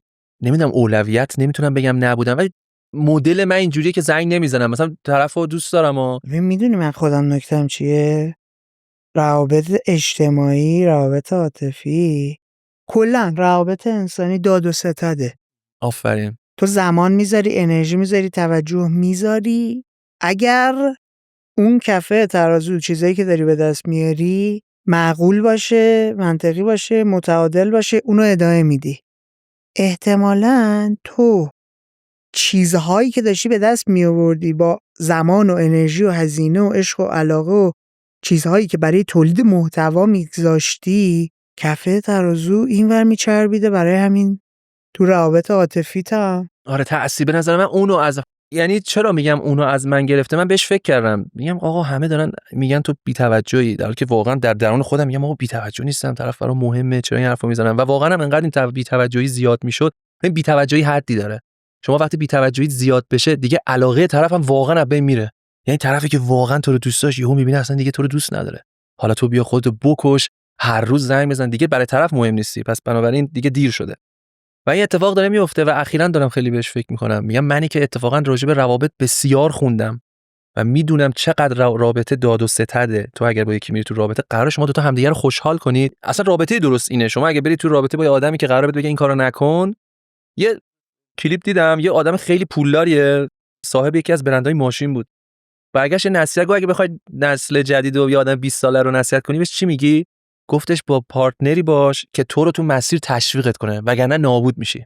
به شدت مهمه که پارتنره در اون مسیر همراهت باشه و تشویقت کنه و حتی باهات همکاری هم کنه. اگر پارتنری بگیری که هی بهت بگه بابا این چه کاریه داری میکنی، مثلا یکی از پارتنرای من اینجوری بود که اصلا یوتیوب به درد نمیخوره، تو چرا دکتر نشدی؟ فقط این کلید این رابطه درست پیدا کردن اون آدم است. تو باید تو رابطت آدم درست رو پیدا کنی. آدم درست رو پیدا کنی نه نیاز هست تو خودتو سانسور کنی، نه نیاز هست تو خودتو اونقدر تغییر بدی. اون هم همینطور و این رابطه موندگار خواهد شد. برای همین الان شاید مثلا همیشه میگم خب آدم درست رو باید پیدا کنی. آدم اشتباهی انتخاب کردم. تو روابط خانوادگی، تو روابط عاطفی همیشه سوال بابام اینه که داری چیکار میکنی؟ توجهت رو گرفته بوده، زمانت رو داشتی به این ور اختصاص بده. روابط خانوادگی چی؟ روابط خانوادگی نه تغییر نکرده. من کلا از اون آدما بودم که با بابام همیشه دعوا داشتم. یعنی بابا نمیفهمید، درکم نمیکرد. بابای من اینجوری بود که بچه بزرگی اولیم. بابای من بسیار آدم دلسوزیه و از نظرش حالا اون موقع اینجوری بود حمایت یعنی ساپورت مالی. گفتم بابا من اینو میخوام، اگر میفهمید واقعا میخوام پول میداد. ولی ساپورت چیز نداشت. ساپورت خیلی اینجوری ما ساپورت که برو کارو انجام بده درسته. همیشه بابا این چیه، برو نمیدونم مهندس شو، برو فلان شو. و این خیلی مهم بود که ببین 100,000 نفر بیان به تو بگن تو چقدر استعدادت خوبه، تو چقدر خوبی، اندازه یک کلام پدر که بیاد بگه دمت گرم پسرم چه کار خوبی میکنی، برو من پشتتم، تأثیر نداره. میدونم پدرت، من چون خودم اینو هیچ وقت تجربه نکردم و پدرم فوت شده مونده سر دلم، قربونت برم، ولی مونده سر دلم، برام کامل میفهمم. پدر بیاد بگه این کاری که داری میکنی واه چه کار خفنی، اصلا حالا 10,000 نفر بیان بگم اصلا تو استعداد نداری، اصلا بعد مهم نیست، چون پدر و مادرت پشتتن. برای همین پدر مادرها خیلی مهمه که اگر میبینید بچه‌تون واقعا داره یه کاریو انجام میده و دوستش داره، بدترین کارو داری میکنی بگی این کارو نکن. این دلسوزی نیست، این میشه محبت منفی. تو روانشناسی بهش میگن یه اصطلاح حالا بهتری داره، ولی میشه نوازش مثبت منفی. تو داری فکر میکنی بهش لطف میکنی و داری اینو از مسیری که احتمالاً اشتباهه میگی نکن این کارو نکن اشتباهه، ولی در واقع داری بهش صدمه میزنی، داری به این میگی تو اصلا استعداد نداری، تو اصلا توانایی نداری، تو قدرت تشخیص نداری، من به تو میگم چیکار کن. و باعث میشه که یک از شما متنفر باشن و شما رو دوست نداشته باشن، دو واقعا تو زندگی ضربه بخورن و هر وقت هم میرن جلو همیشه با شک میرن جلو که نکنه واقعا خوب نیستم، نکنه واقعا من بدم، نکنه واقعا به درد این کار نمیخورم. چون به هر حال تو هر چقدر استعداد داشته باشی ممکنه تو یه کاری بالا و پایین بشه دیگه. به محضی که میای تو اون پایینه این صداها میاد تو گوشت، بابام گفت من به درد نمیخورم، فلانی گفت من به درد نمیخورم، اون گفت من به درد نمیخورم، نکنه واقعا اینه و این باعث میشه تو مسیر عقب باشی. ولی اگه اون حرف مثبت باشه، پایینم که میگه حتما اشتباه کردم، بذار اینجوریش کنم، بذار اونجوریش کنم. و اگه بخوام این مبحثو اینجاشو ببندم، ما یه مثلث داریم بهش میگیم مثلث موفقیت: استعداد، پشتکار و امکانات. اگر این سه تا با هم نباشن تو نمیتونی موفق باشی. اگر میخوای موفق بشی باید استعداد داشته باشی، امکاناتش هم داشته باشی، پشتکارم داشته باشی. تو این دوتا رو داشته باشی، پشتکار نداشته باشی، پشتکار داشته باشی، استعداد داشته باشی، امکانات نداشته باشی، اگر این سه تا رو با هم داشته باشی، محکوم به موفق شدنی. اصلا یه چیز من یه بار یه جمله‌ای گفتم از موفقیت چیه؟ موفقیت به نظر من، موفقیت یک خوشحال بودن خودته. یعنی تو کاری که داری انجام میدی رو با کمال میل و خوشحالی انجام میدی. موقعی که تو یه کاری داری انجام میدی اگه خوشحال نباشی به نظر من موفق نیستی. موفقیت فقط پول نیست. اون پول داری به دست میاری، چه فایده وقتی خوشحال نیستی از انجام اون کار؟ فکر کن یه کاری انجام میدی صرفا برات پول میاره، ولی ته دلت میگی چقدر من دوست داشتم نمایشگاه ماشین داشتم. نه دیگه، هی داری به این فکر کنی انقدر در بیارم از این کارو برم فلان کار که خوشحالم میکنه رو انجام بدم. اگه این باشه باز خوبه. آخه خیلی اصلا میگن این کار موقته، من میخوام این کارو بکنم که بعد برم اون کارو بکنم. این تو ایران خیلیه. ما خیلی اکثرمون همینیم. متاسفانه به خاطر سیستم آموزش اجتماعی، اصلا اگه بخوایم مشکلات کشور رو بگیم، از سیستم آموزش پرورشمون همه چی اشتباهه. یعنی فرهنگی همیشه فرهنگ هم آموزش پرورش درست میکنه. باید آموزش ببینه. یه زمانی توی ایران حیوان آزاری به شدت اصلا اوکی بود. گربه رو میگرفتن میکشتن، خر رو میگرفتن با چوب 1000 تا بلا سرش میوردن میخندیدن. و شبکه‌های اجتماعی و آموزش‌هایی که اتفاق افتاد آقا حیوان کشتن بعد گربه رو آزار ندید خیلی تاثیر داشت توی حیوان آزاری. الان دیگه همه واقعا میفهمن بده، ولی از اون وقش کردن. الان ذهنیت این مدلیه که مثلا پت داشتن، اونم آموزشه. بس ما آموزشمون اشکال. اگر آموزش درست باشه بهت قول میدم همه جوامع درست میشن. سیستم آموزش پرورش بکن از کلاس اول ابتدایی درست بشه. همون نسلی که اول ابتدایی شروع میکنه تو مدرسه درس خوندن، اون نسل تمیزه. یعنی نسلی میشه که تو به جامعه نسل تمیز داری میدی. میگه نه تو مدرسه معلم رو آخه ژنتیکی که نیست. بابا نیازمند اون اینه که تو یه پرورش درستی داشته باشی، یه ذهنیت سالمی داشته باشی که بخوای بیای سیستم رو از نو طراحی کنی دیگه. فرین دیگه اگر آقا وجود نداره دیگه. خب حالا یه سوال ازت دارم. شاید ما حرفمون یکیه ولی منظور همون دقیق من متوجه نشدیم. بذار من یه سوال میپرسم ببینم جواب تو چیه. فکر کن الان سیستم آموزش پرورش ایران یهو بشه سیستم آموزش پرورش مدرن جهانی درست. کتاب‌های درست، مفاهیم درست، درس اخلاق، درس روانشناسی، اینها همه. به نظرت این نسلی که میره تو مدرسه خروجیش نسل مثلا همون فرقی نمیکنه، همون نسل مثل الان ما میشه یا نه؟ به نظرت نسل درستی میشه؟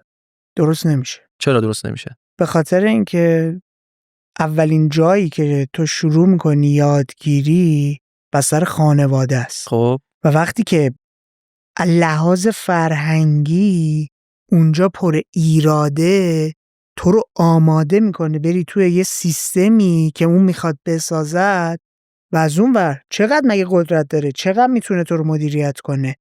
تو هر روز از اونجا برمیگردی توی اون سیستم خانواده. 4 تا چیزی که اونجا هم دارن تلاش میکنن یادت بدن، با 4 تا رفتار، با 4 تا بشکن آتیشش میزنن، از بین میبرنش. حالا من سوال دارم.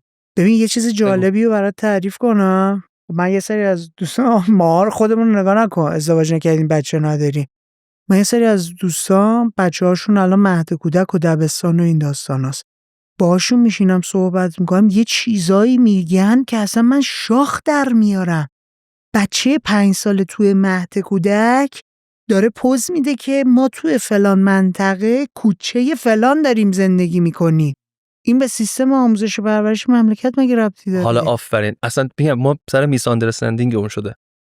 تو فکر کن یه بچه رو که پاکه تمیزه 3 سالشه اصلا هیچ ایده‌ای نداره بذاری توی جنگل تنها بمونه، به نظرت میترسه؟ نه. میترسه. مگه میشه نترسه؟ شروع میکنی. ترس غریزیه. تو یه بچه رو همین الان لامپو خاموش میکنی سکته میکنه. تو به بچه یاد نمیدی عزیزم تاریک شد بترس. ترس یه چیز غریزیه. اما همون بچه 3 ساله رو شلوارشو بکش پایین، خجالت میکشه؟ نه. چرا؟ چون خجالت اکتسابیه. یعنی تو میگه بیادب چه شلوارت در بودی؟ این یاد میگیره که دیگه نباید شلوارت در بیاره. بچه معمول بذاری همینطوری توی یه جنگل هیچ اتفاقی نمیفته، ولی اگر یه صدای وحشتناک حیوان وحشی بیاد اصلا همینجوری خب بچه رو شما بذار تو جنگل. غریزه‌شو اگر بتونی انگولک کنی، برسونی به اون نقطه که بره اون انسان اولیه خودش بیاد بالا، بله قبول دارم اینو. اصلا انسان نه، غریزیه. تو بچه رو الان، بچه فامیلی تو برو بذار تو جنگل، یهو دور شو، هیچ صدات میکنه جوابشو نده، اگه نزد زیر گریه هیچ صدایی هم نیومده، فقط تنهایی. اصلا ترس غریزیه، خجالت اکتسابیه. تو این موضوع هم ببین، شما میگی مثلا آقا آموزش پرورش هم درست بشه، این درست نمیشه. حالا من منظورم فقط آموزش پرورش نیست، منظورم سیستم درسته. اگر پدر مادرها اینو قبول دارم، اصلا بغیر از آموزش پرورش، صدا و سیما، یعنی سیستم آموزشی همه چی درست بشه، مطمئن باش. ببین شما اگر آموزش درست باشه تو کشور و بها بدی به آموزش تو تلویزیون، توی محصولات، هر چیزی که داری اون مردم در خدمت اصلا درست باشه، شما مطمئن باش اون کشور ساخته. آقا اروپایی‌ها تا چند وقت پیش، مثلا اروپایی‌ها از زمان آرانگوتان همینجوری خیلی متمدن بودن، نه اونا آدم می‌خوردن می‌زدن. همین اینا کیان؟ واکینگ بهشون میگن. همونا تا چند وقت پیش میزنن هم اروپا دیگه، هممون قرون وسطا رو شنیدیم دیگه. بعد از انقلابی شدن و انقلاب صنعتی اروپا رشد کرد و کلی آموزش دادن، تلویزیون اومد، رسانه اومد، آقا این کار بعده و مردم با بتمن یه دیالوگ خیلی قشنگی داره، یعنی جوکر تو فیلم بتمن میگه آدم‌هایی که بسیار آدم‌های متمدنه رو نمیدونم چیکارشون بکن، ببین چه جوری گوشت و پوست همو میخورن.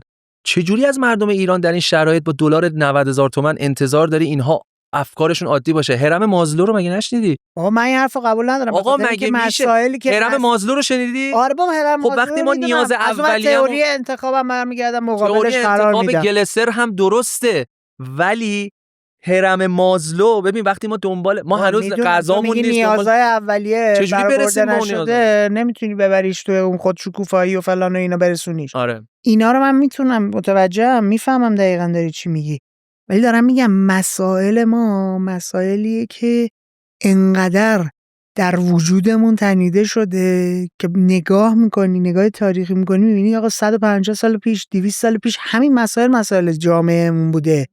خب برای همین اصلاح تو نیست، قابل اصلاح هست، ولی اینطوری که فقط ما سیستم آموزش پرورشمون رو تغییر بدیم نیست. خب ژنتیک اون رو تغییر بدیم؟ نه، باید همه پلتفرم با هم بیاد اتفاق بیفته. من مثال میزنم، میگم مثلا آموزش 100 کل سیستم باید درست بشه. بخوام بگم تو ژنتیکمون نیست، بگیم ما مردم کلا تغییرم کردیم ما. میخوام بهت بگم همین تکنولوژی چه تاثیر مفیدی داشته. 100%. آفرین، تو دیدی با همه آدما که میشینی خودت صحبت میکنی همه این دیالوگو میگن، ما مردم ایران درست شدنی نیستیم. یعنی یه بار نشه اونی که درست نشدنی نیست باشه. کوروش میخوام یادآوری کنم اوایل دهه 90 برخورد آدما چجوری بود، آگاهی آدما چجوری بود، ایدئولوژی براشون چقدر اهمیت داشت، مسئله دین چقدر اهمیت داشت، مسائل روزی که درگیری‌های روزمره‌مون بوده، جایگاه پدر مادر. الان تو میبینی مثلا بچه 14 ساله پدر مادر اوکی ان، تتو داره میزنه، موهاشو رنگ میکنه، فلان رفتار رو انجام میده. خب چی شده؟ آزادیه انقدر متفاوت شده. زمانی که من و تو نوجوان بودیم، شب اجازه خونه مثلا فلان رفیق مدرسمون رفتن یا خونه فامیل رفتن نداشتیم. ساعت 8 شب مثلا باید خونه می بودیم. ولی بچه‌های امروز آزادی‌های اجتماعی که دارن و از اون ور مسئولیت‌هایی که داره بهشون داده میشه متفاوته. 100%. این من و تو نوجوان بودیم بهمون میگفتن تو تنها کاری که تو زندگیت باید بکنی درس باید بخونی. تو دانش آموز اسمت بلاغه، هیچ کار دیگه ای نباید بکنی. بازی و کارای. الان تو نگاه میکنی میبینی مثلا بچه فلان بخش کارهای زندگی خانوادهشون رو داره به دوش میکشه. خب آگاهیه رشد پیدا کرده دیگه. چرا ذهنیت خانواده ها شیفت کرده؟ برای من خیلی بیسیک و ساده است. اینترنت پرسرعت، آگاهی، دنیای ذهنی انقدر بوده یهویی چشم باز کرده به واسطه اینترنت. حالا خیلی ها تازه نمیدونن اینترنت چیه، فکر میکنن اینترنت صرفا یعنی واتساپ، یعنی تلگرام، یعنی اینستاگرام. خود من میگم اینترنت چیه انقدر تو میری توش، الان خودش در نمیاد. خب فقط دارن تازه از یه نوک ناخون، نوک سوزن استفاده میکنن. مثل من و تو هم نیستن برن کرمش رو داشته باشن، تش رو در بیارن. آره وبسایت‌های مختلف، فروم‌های مختلف، پلتفرم‌های مختلف، آدم‌های مختلف، ابزارهای مختلف برن تجربه کنن. همون چیز کوچیک دنیای ذهنی که داشته براش متحول کرده زمین تا آقا 50 سال پیش تو 80 سال عمر مفید می داشتی، در بهترین حالت تو طول عمرت تو کل زندگیت 150-200 نفر رو میشناختی. آره. تو چند نفر رو میشناسی به واسطه فعالیت‌ها؟ چند نفر تو رو میشناسن؟ کلیدش اینه. آره واقعا. صدها هزار نفر دارن تو رو دنبال میکنن میشناسن. روشون داری تأثیر میذاری.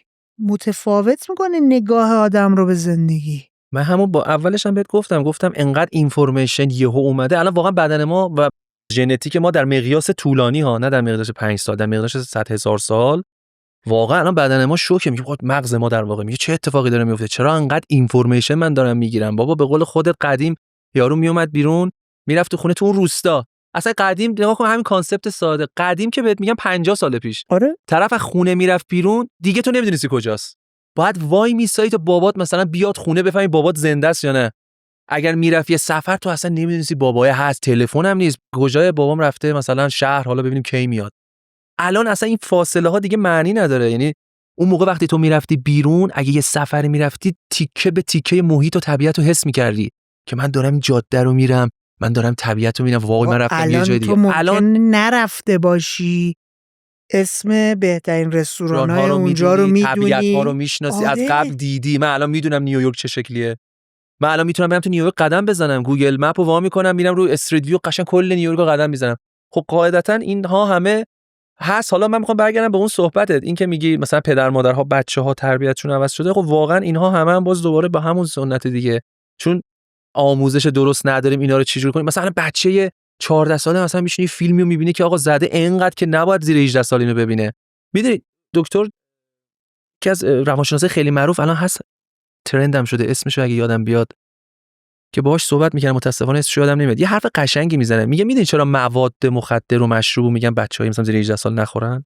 میدونی دلیل علمیش چیه؟ مثلا فکر میکنی چون فقط زیر 18 سال آفرین رشد مغزه. ذهن یه آدم تا 21 سال حتی داره رشد میکنه. وقتی تو مشروب میخوری، وقتی تو گل میکشی، سیگار میکشی یا هر چیزی، تو داری این رشد و اختلال بهش وارد میکنی. شما اگه اینو به یه کودک بگی، به یه نوجوان بگی، ممکنه درک کنه و بگه خب راست میگه. ولی ما معمولا میگیم نه تو نباید بخوری. چرا؟ چون این کار زشته، دلیلشو نمیدونیم، حرومه، این کارو نکن. یه خیلی راحت تو میتونی بگی آقا مغز خودته، هر جور دوست داری میخوای برو بخور مغزت، ولی ممکنه رشد نکنه، در آینده اونقدر که باید باهوش نمیشی. به هر حال من فکر میکنم اینا همه ریشه‌شون باز هم برمیگرده به آموزش و آموزش و آموزش. یعنی فرهنگ هر کشوری، اصلا تو بگو عشایر، یه عشایر اگه میری مثلا داره هر روز مثلا یه کار خیلی عجیبی میکنه، اگر آموزش بدی بهش بگی این کار اشتباهه، بعد یه مدتی دیگه بچهش گوش میکنه، میگه راست میگه دیگه این کار اشتباهه. واسه همین به نظر من همه اینا برمیگرده به آموزش درست و کلی. آفرین. ما فقط آموزش پرورش درست کنیم این مشکل پیش نمیاد. تلویزیون روشن میکنیم مثلا صحنه بکش تو تلویزیون پخش میشه، ولی بوسه نه، این سانسوره. بوسه نه، بوسه چرا نشونه؟ بابا چجوری چاقو رو داره میکنه تو شکم یارو در میاره، دل روده داره میریزه بیرون. اینو اشکال نداره بچه 14 ساله ببینه، بعد بوسه رو نباید ببینه. یعنی پدر مادرامون هم اینو نمیدونن. آره. سریال بوس خجالت بکش، این چیه داری میبینی؟ ولی اوه ببین نگاه کن پسرم چجوری داره بابا بی خیال، ضرر اون خیلی بیشتر از اینه تو زندگیش. اینا همه آموزش. تو غیر از اون که مثلا توجه تو داشته شیفت میکرده سمت چیز دیگه ای، روی رابطه نمیتونستی داشته باشی، چیزای دیگه ای هم بوده؟ مثلا استرسا بوده تا حالا این فعالیتایی که داشتی برات آرامشت رو کلا سلب کرده باشه، تمرکزت رو گرفته باشه؟ خیلی. ببین تو این کار من آدم ایدئال گرایی بودم. یکم خیلی رو خودم کار کردم. مثلا می‌خواستم فلان برنامه رو بسازم، 4 تا دوربین ندارم، به درد نمیخوره. نه باید نورپردازی، اینجا استودیو گرون ندارم، این میکروفون به درد نمیخوره، و خیلی کارها رو که می‌خواستم انجام بدم انجام ندادم. و بعد فهمیدم چقدر اشتباهه. آدم کاری اگه می‌خواد انجام بده بهتره شروع کنه. و شانس آوردم دیگه تا یوتیوبر شدنم فهمیدم. ولی قبلش عکاس بودم، پروژه بهم میداد، میگفتن آقا بیا فلان عکس رو بگیر، پروژه‌های تبلیغاتی. گفتم من نور ندارم برم اونجا. حالا در حالی که میتونستم واقعا برم نور اجاره کنم، به من میگفتم اجاره بابا زشته، یارو بفهمه اجاره کردم میگه حتما کارش فلانه. بابا یارو کجا میخواد بفهمه؟ برو اجاره کن، کارو انجام بده، اون نتیجه رو میخواد. همین چند وقت پیش با یکی از دوستام حرف می‌زدم، گفتم من همش استرس دارم، چرا همش نگرانم. همش هی میگم نکنه فلان بشه، نکنه این نشه، نکنه الان یه دلار بشه 5. مثلا خودت همین ارز و زندگی کردن تو این، ما میخوایم ماشین مورد علاقه رو بخری، میگی خب ماشین چقدره؟ اوکی 500 میلیون. اوکی بابا یه سال کار میکنم در میارم دیگه. یه سال در میاری 500 میلیون رو در میاری، میری ماشین رو بخری 5 میلیارد. بابا این 500 میلیون بود. اصلا ما که کلا خیلی ببین تو فکر کن فشار روانی که رو مردم ما هست خیلی قابل مقایسه نیست با کشورهای دیگه. تورم اونجا یه چیزی که قبلا مثلا $10 بود، الان نهایت اگر 30 سال پیش $10 بود، الان شده $100. با امثال مثلا این کارهای جدیدم تو درآمد ثابت اوکی نداری که مثلا آرامش ذهنی نسبت بهش داشته باشی دیگه. یه ماه کمتره، یه ماه بیشتره. فکر میکنم من همیشه این جمله رو میگم، هر کی اینجا به دنیا میاد محکوم به استرسه. یعنی تو چیکار کنی؟ استرس داری. آقا تو فکر کن بچه یک خانواده پولداری که همیشه اتفاقا من میگم اگه تو خیلی پول داری چقدر سخت‌تره بچه رو تربیت کردن. ببین چرا تمام امکانات با اون تمام امکانات رفاهی بزرگ میشه، اصلا دیگه براش معنی نداره ماشین خوب، با اینا بزرگ شده. واقعا وقتی بچه‌ای با BMW و بوگاتی و مثلا تمام تفریحات بزرگ میشه، به نظرت اینو چی ارضا میکنه؟ همشون میرن سمت مواد مخدر. بابا ارضا نمیشه دیگه، مگه اینکه پدر مادرش انقدر پدر مادر باسواد و آگاهی باشن که بیان اینو کنترل کنن، بگن اگر تو اینو داری قدرشو بدون. خیلیا ندارن و تو و واقعا اینو درک کنه، نه اینکه فقط بهش بگن قدرشو بدون. واسه همین پولداری هم یکی بود میگفت من ترجیح میدم پولدار افسرده باشم تا بی پول افسرده. البته من موافقم ولی واقعا میخوام بگم خوشحالی چیز درونیه. ما یه خوشحالی داریم، یه خوشبختی داریم. خوشبختی چیز درونیه، خوشحالی‌ها معمولاً حسی ان. یعنی چی؟ اونهایی که میرن دراگ میزنن دنبال خوشحالی حسی ان. اونهایی که میرن مشروب میخورن دنبال خوشحالی حسی ان. ولی در واقع لذت هم، ببخشید، ما لذت داریم با خوشحالی. موقعی که تو خوشحالی و تو زندگیت به لذت ربط بدی، بنابراین هیچ وقت نمیتونی خوشحال باشی تو زندگیت، خوشحال واقعی ها. چون چرا؟ مثلا احساس میکنی آخر هفته باید برم مشروب بخورم تا لذت ببرم از زندگی، باید گل بکشم تا الان لذت ببرم. همیشه در حالت عادی ناراحتی. و اون خوشحالی درونیه واقعا نیاز به تمرین داره، آگاهی داره، قدر. یه قانونی هست مثلا قدردانی یا نسخه اونوریش خوش‌شکرگزاری. ما خیلی اینو یادمون میره.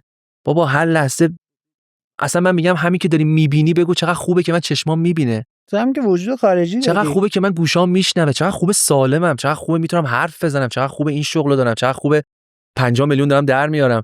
همه ناراحتیم، وای من چرا فلان ویلا رو ندارم.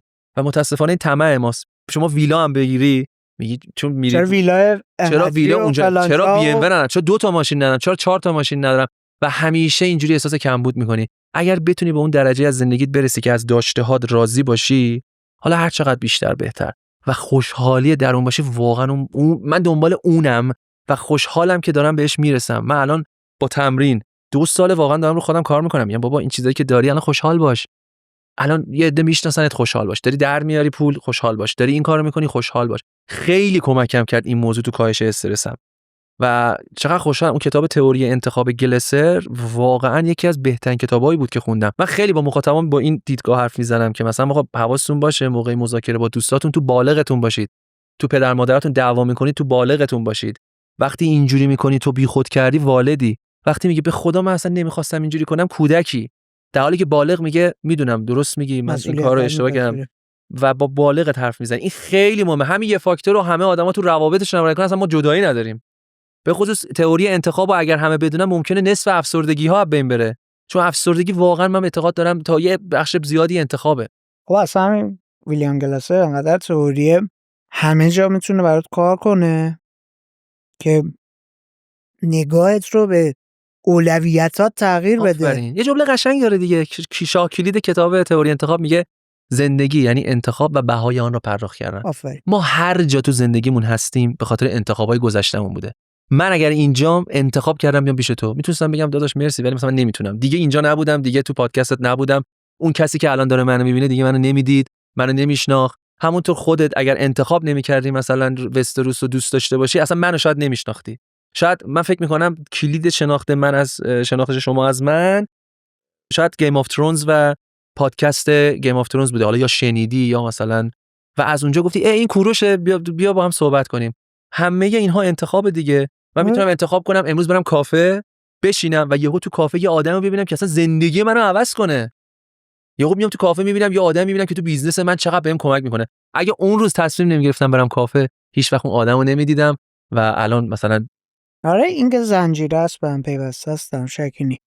یه اشاره کردی به مخاطب، برام جالب شد ببینم مخاطب کجای مسیره، چه تأثیر روی تو داره، آیا باعث میشه سمت تجربه کردن یک سری فعالیت‌ها بری؟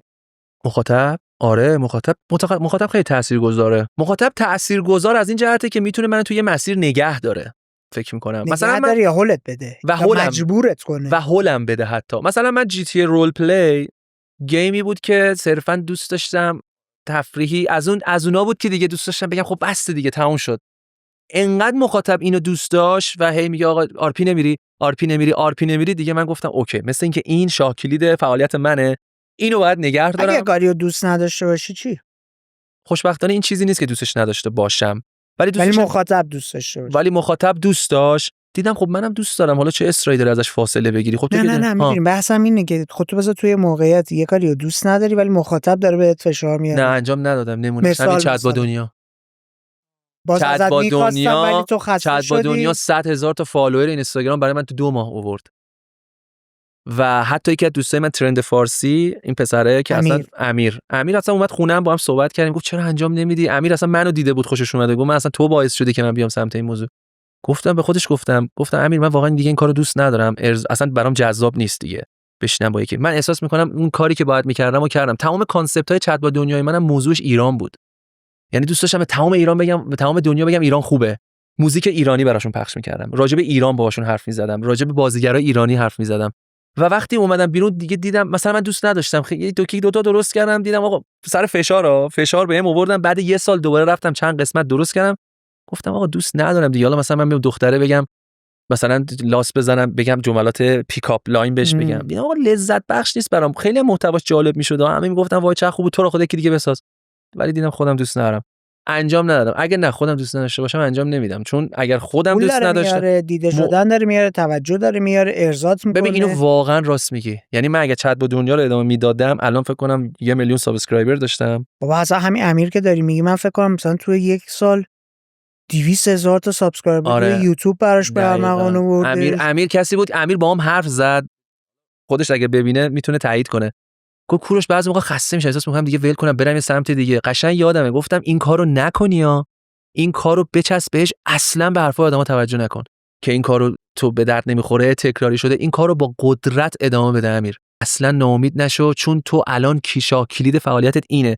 تو اگه اینو بری یهو بری مثلا سمت ولاگ ساختن، همه میگن خب من اینو به خاطر این دنبال کردم، دیگه دنبالت نمیکنه. اینو ادامه بده، در کنارش اگه دوست داشتی یه چنل دیگه بزن، یه کار دیگه هم ادامه بده. این شاه کلید کار توئه. اینو رها کنی مثل من یهو گم میشی، یهو ناپدید میشی. همه میگن این که دیگه مثلا دیگه شاخ نیست. و تاثیرم میذاره. مثلا ببین تو همکارای من اون زمانی که من این کارو میکردم و مثلا زیاد بود، همه دوست داشتن با هم بازی کنن، همه تحویلت میگرفتن. الان واقعا توی گروهی که اصلا هیچ کی براش مهم نیست کجایی. یعنی واقعا اتفاقا من میفهمم. حالا به نظرت فراموش شدی نسبت به اون موقع؟ بگو نسبت به مثلا 2 سال پیش. آره من نسبت به 3 سال پیش داغ بود. آره همه واقعا جا بودی. آره من نسبت به 3 سال پیش کم رنگ تر شدم و خودم هم آگاه بودم، ولی چون کاری بود که دوست نداشتم با ترجیح میدادم که همون انجام ندم. من میدونستم که چت با دنیا نجات دهنده منه، بچسبم بهش، ولی چون دوستش نداشتم باز هم انتخاب کردم. اعتیاد نیست مگه؟ اعتیاد نمیاره. توجه گرفتن، آفرین. دوپامین داره بهت میده، حالت رو خوب میکنه. این بستگی به اون شناخته داره. پول بیشتری داری برات میاره، محبوبیت بیشتر میاره. این شناخته است. من خیلی تو حوزه روانشناسی علاقه دارم، یعنی اصلا دیوونه روانشناسی ام. من حتی نزدیک بودم دانشگاه. فکر نکردی بعد از اینکه خوابید جریان اون توجه کم شد؟ نه واقعا توجه کم شد، قطع نشد. باشه اون کجا که تو به قول خودت توی مثلا 2 ماه 100,000 تا مخاطب برای تو پیدا بشه، مخاطب جدید بهت اضافه بشه، اینکه الان 3 سال از اون زمان گذشته، تو 3 سال 100,000 تا مخاطب. اصلا من 148,000 تا بیشترین فالوورم بود، شدم 120,000 تا، تازه 26,000 تا آنفالو داشتم. ولی نه واقعا بعد تو تازه چانس آوردی، یعنی از این نرفتی تو جریان کنسل نمیدونم میدونی چی میگم؟ آره من حالا یه قضیه هم هست، یوتیوبم در حقم آخر بی‌انصافی که اگه یوتیوب اون 11 ماه چنل من بند نمیشد، حالا اینجوری هم نبود که انقدر اوف کنم. اون دیگه واقعا اون موقع درآمدت از کجا بود؟ استریم بود و کارهای دیگه هم من هنوزم دارم میکنم، درآمدی دارم. آره منظورم میدونی چی، اینا همه فشارهایی که آدما نمیبینن دیگه، فشارهایی که آدما متوجهش نیستن. تو یهویی یه کار میکنی گل میکنه میگیره، بعد تمام پلتفرم‌های مختلف، اینستاگرام باز میکنی خودتو داری میبینی، یوتیوب باز میکنی خودتو داری میبینی، تو جامعه داری میری تو خیابون سوار تاکسی میشی میری خرید، بازخورد آره من اون موقع که یهویی پم، آره یهو قطع میشه، یه آدم دیگه میاد جاتو میگیره. آره اصلا این که هست. ببینید یه قانونی ما داریم، نمیتونیم. مستر بیست الان دیگه تو اوجشه، یه زمانی مستر بیست محو خواهد شد. چرا؟ همونطور که پیودیپای محو خواهد شد، رایان تران میاد جای مستر بیست، اصلا همه میگه آره این یه قانون کانتنت کریئتور، اصلا مغز مخاطب همینه. این مخاطب تو رو به خاطر خودت دنبال نمیکنه، تو رو به خاطر محتوا دنبال میکنه. ایسیو یکی از معروف ترین استریمرهای جهانه که بهش میگن God of Apex، یعنی اصلا خدای ایپکس. تمام ایپکس کلیپاش با این معروف شد. وقتی ایپکس بازی میکنه 25000 تا 30000 نفر نگاش میکنن، وقتی گیم ها دیگه بازی میکنه تهش 4000 نفر نگاش میکنن. ببین چرا مخاطب ایسیو رو دوست داره. شراود هم همینه، شراود بهش میگن ایم بات. شراود وقتی پابجی بازی میکرد 80000 نفر نگاش میکنن، وقتی گیم ها دیگه بازی میکنه 20000 نفر نگاش میکنن. چون دو تا رو هم بس مخاطب کردن تو رو دیگه. تو اون کانتنت دوست داره و این به این معنی نیست که شراود دوست نداره. مخاطب محتوای تو رو دوست داره. بعضیا فکر میکنن مثلا 100000 تا سابسکرایب گرفته، خب اوکی من الان دیگه اگه مثلا الان دارم مینی چت درست میکنم دیگه هر چی بسازم همه منو چون دوست دارن. نه خبر این اتفاقات نیست. تو اگر مینی چت بسازی تو رو نگاه میکنن، تو اگر مثلا چه میدونم کلاس های آنلاین بسازی تو رو نگاه میکنن. برای همین نباید انتظار داشته باشی از خودت که همه در هر خودت مخاطبی دیگه. تو اینستاگرام نگاه کن، یکی علاقه داری، اگه من همیشه میگم بچه‌ها، میگم استریم، من اگه آر پی بازی کنم ویوم 5 برابر میشه، هر گیم دیگه بازی کنم ویوم کمه. این به این معنی نیست که مخاطب منو دوست نداره بگه وای نیشو شاید آدم به درد نخوریه. میگه آقا من آر پی اینو دوست دارم، ترجیح میدم اگه الان این واسه همینه که تو وقتی استریم میکنی یهو میبینی 20000 نفر اومدن دیدن و رفتن. اینا کسایی که دنبالت میکنن، بزن چیکار میکنه، خب این محتواشو دوست ندارم بذار برم فلانیو ببینم. برای هر کس توی محتوا حرفی برای گفتن داره و اگر اون محتوا رو پیدا کردی همون رو ادامه بده و اینجوری نباش که حالا من هر چی بسازم دیگه همه نگاه میکنن. نه واقعا اینجوری نیست. تو رو تو یه زمینه دوست دارن. تو مرزگذاری هم برای خودت داری تو محتوا ساختم؟ خط قرمزم داری؟ خط قرمزم اینه که حرف اشتباه به مخاطب نزنم، به خصوص تو زمینه مخاطبای کم سن و سال خیلی برام مهمه. همیشه گستره مخاطب چجوریه؟ اکثریتشون چه بازه سنیه؟ 12-13 سال به بالا. من حتی مخاطب دارم مثلا میگه کوروش عکس برام میفرسته 40 سالمه با خانومم رو تیوی نشستن در استریم میبینن، برام جالبه، میگم چه باحال، مثلا نشستن در آر پی منو میبینن. تا حالا برات کنجکاوی نبوده که بدونی اینا برای چی دارن تو رو دنبال میکنن؟ مخاطبه فکر کنم سوال همه است، برای چی منو میبینن؟ چون بر من خیلی جذابه، بهش فکر میکنم. سلیقه. ببین تو شما خودتو میبینی، تو الان بای دیفالت حداقل 1 میلیون طرفدار داری، فقط باید پیداشون کنی. 1 میلیون آدم تو رو دوست دارن، 1 میلیون آدم حتی اون دوستی که پشت دوربینه رو دوست دارن، چون همه ماها تو یه زمینه استعداد داریم که اون استعداده برای حداقل 1 میلیون نفر جذابه. باید بتونیم اون 1 میلیون طرفدار رو پیدا کنیم، چون هر به شرطی که استعدادمون رو داریم نشون میدیم. مثلا یکی که استعدادش مثلا چه میدونم، حالا تو گیم مثال میزنم، فیفا نیست، هر چقدر فیفا بازی کنه جذابیت براش جذابه، مثلا میگه بابا من خیلی گل میزنم، چون به خاطر اینکه یه سری فاکتورها رو باید با هم داشته باشی دیگه. برای همینه مثلا شراود پابجی بازی میکنه، اصلا همه دیوونه میشن وای این داره پابجی بازی میکنه. ایچ ایپکس بازی میکنه، همه ایپکس رو دوست دارن. XQC مثلا فلان کارو میکنه، همه اونو دوست دارن. هر استریم، حالا من دارم استریمو مثال میزنم، حتی این تو زمینه‌های مثلا جیسون استنتهام اگه فیلم اکشن بازی نکنه بره یه فیلم بازی کنه که مثلا یک مردی که خانه داره، اصلا هیچ کی دوستش نداره، همه میگن جیسون باید بره بزنه همه رو بماله. حتی بازیگر اکشن، مخاطب تو رو تو یه زمینه میگیره، میگه آقا این فقط اونش خوبه و خیلی اینو نمیدونن. این فاکتور ساده، یارو فکر میکنه خب اوکی 1 میلیون نفر الان منو فالو میکنن، پس من راجع به هر چی حرف بزنم پس خوبه. نه الان شما نگاه کن، دنیا یه جوری شده هنرمندان با میلیون ها فالوور میان میگن آقا فلان حرف سیاسی رو میزنن، اصلا مردم براشون مهم نیست، تازه مسخرهش هم میکنن، میگن برو هم بازی تو بکن، به تو چه که رابرت دنیرو میاد میگه نه مثلا فلانی بایدن رای بدید به ترامپ رای ندید، همش مسخرهش کردن. آقا تو بیا هم بازیگری تو بکن، چی کار سیاست داری؟ چون فکر میکنه بازیگره مثل قدیما اینجوری بود، فلان هنرمند میومد یه حرفی میزد همه میگفتن وای. الان دیگه تموم شد، این داستان ها نیست. الان هنرمند یا هر کسی اینجوری نیست که هر حرفی بزنه همه بپذیرن. هوش اجتماعی انسان‌ها خیلی بالاتر رفته و قاعدتاً حرف کسی رو قبول دارن که تو اون زمینه حرف برای گفتن داشته باشه. یکی از دلایلی که اینا که پکیج میفروشن، میرن خونه گران اجاره میکنن، ماشین اجاره میکنن، برای اینکه حرفشون بازخورد داشته باشه. بگه خب مثلا من فلان سرمایه‌گذاریو کردم، سوار بی ام و، حالا اون بی ام و رو باید بره اجارهشو بده، برای اینکه میدونه آقا میگه خودت چی داری، خودت بی ام و داری. حرف یه آدمی که توی زمینه توی چیزی برای خودش یه حرفی برای گفتن داشته باشه خیلی بیشتر تاثیرگذاره تا بیاد مثلا من بیام بشنم راجع به روانشناسی حرف بزنم که زوجین چجوری با هم رفتار کنن. شاید اطلاعاتم خوب باشه ولی نمیپذیرن. ولی آذرخش مکری بیاد حرف بزنه اصلا همه میگن آفرین. کلسر بیاد کتابشو بخونی میگه آفرین. به خاطر همین خیلی مهمه که چه کسی داره چه حرفیو میزنه. این به نظر من فکر می‌کنی مخاطبین تو رو به خاطر اینکه تو کارهایی که داری می‌کنی حرفی برای گفتن داری دنبال می‌کنن؟ مثلا آر پی منو نگاه میکنن چون میدونن که آر پی های من بهترین آر پی ان. من این حرف مخاطبم میذارم، من هیچ وقت خودم ادعا ندارم که بهترینم. دارم بازخورده. آره ادعا هم داشته باشی. آره من اصلا کلا میگم آقا مثلا میگن تو بهترین یوتیوبر ایران کیه، میگم مثلا بهترین یوتیوبر وجود نداره. این حرفو 5 سال پیش زدم، گفتم بهترین یوتیوبر ایران هنوز کارش شروع نکرده. حالا وجود نداره بهترین، ولی هنوز مثلا شما نگاه کن الان یوتیوبرای قدیمی مثلا نه من خودم الان یوتیوب جدید میگم 2 میلیون ویو، به من میگم که آقا بهترین مثلا یوتیوبر، میگم خب تو چه زمینه‌ای؟ آموزشی، سرگرمی، بعد با چه اشلی؟ علاوه میزان مخاطب منظورته؟ میزان مخاطب باشه میتونی بگی، ولی بهترین از میزان نفوذش مثلا، از وفاداری کامیونیتیش داری میگی؟ آره دیگه سینما میدونی 10 تا سوال بپرسی تا بفهمی منظور چیه، زبان مشترک بتونی پیدا کنی. آفرین. ادعای این مدلی برای همین هم میگم درسته هم میگم غلطه. درست از چه بابته؟ تو کدوم کانتکست، کدوم فضا و در چه شرایطی داره گفته میشه آدم بررسی میکنه دیگه. کسی که مثلا داره در زمینه پزشکی بهترین محتوا رو میده، خب تو نباید از اون انتظار داشته باشی 10 میلیون ویو بگیره. ویو بالا مال محتوای سرگرمی.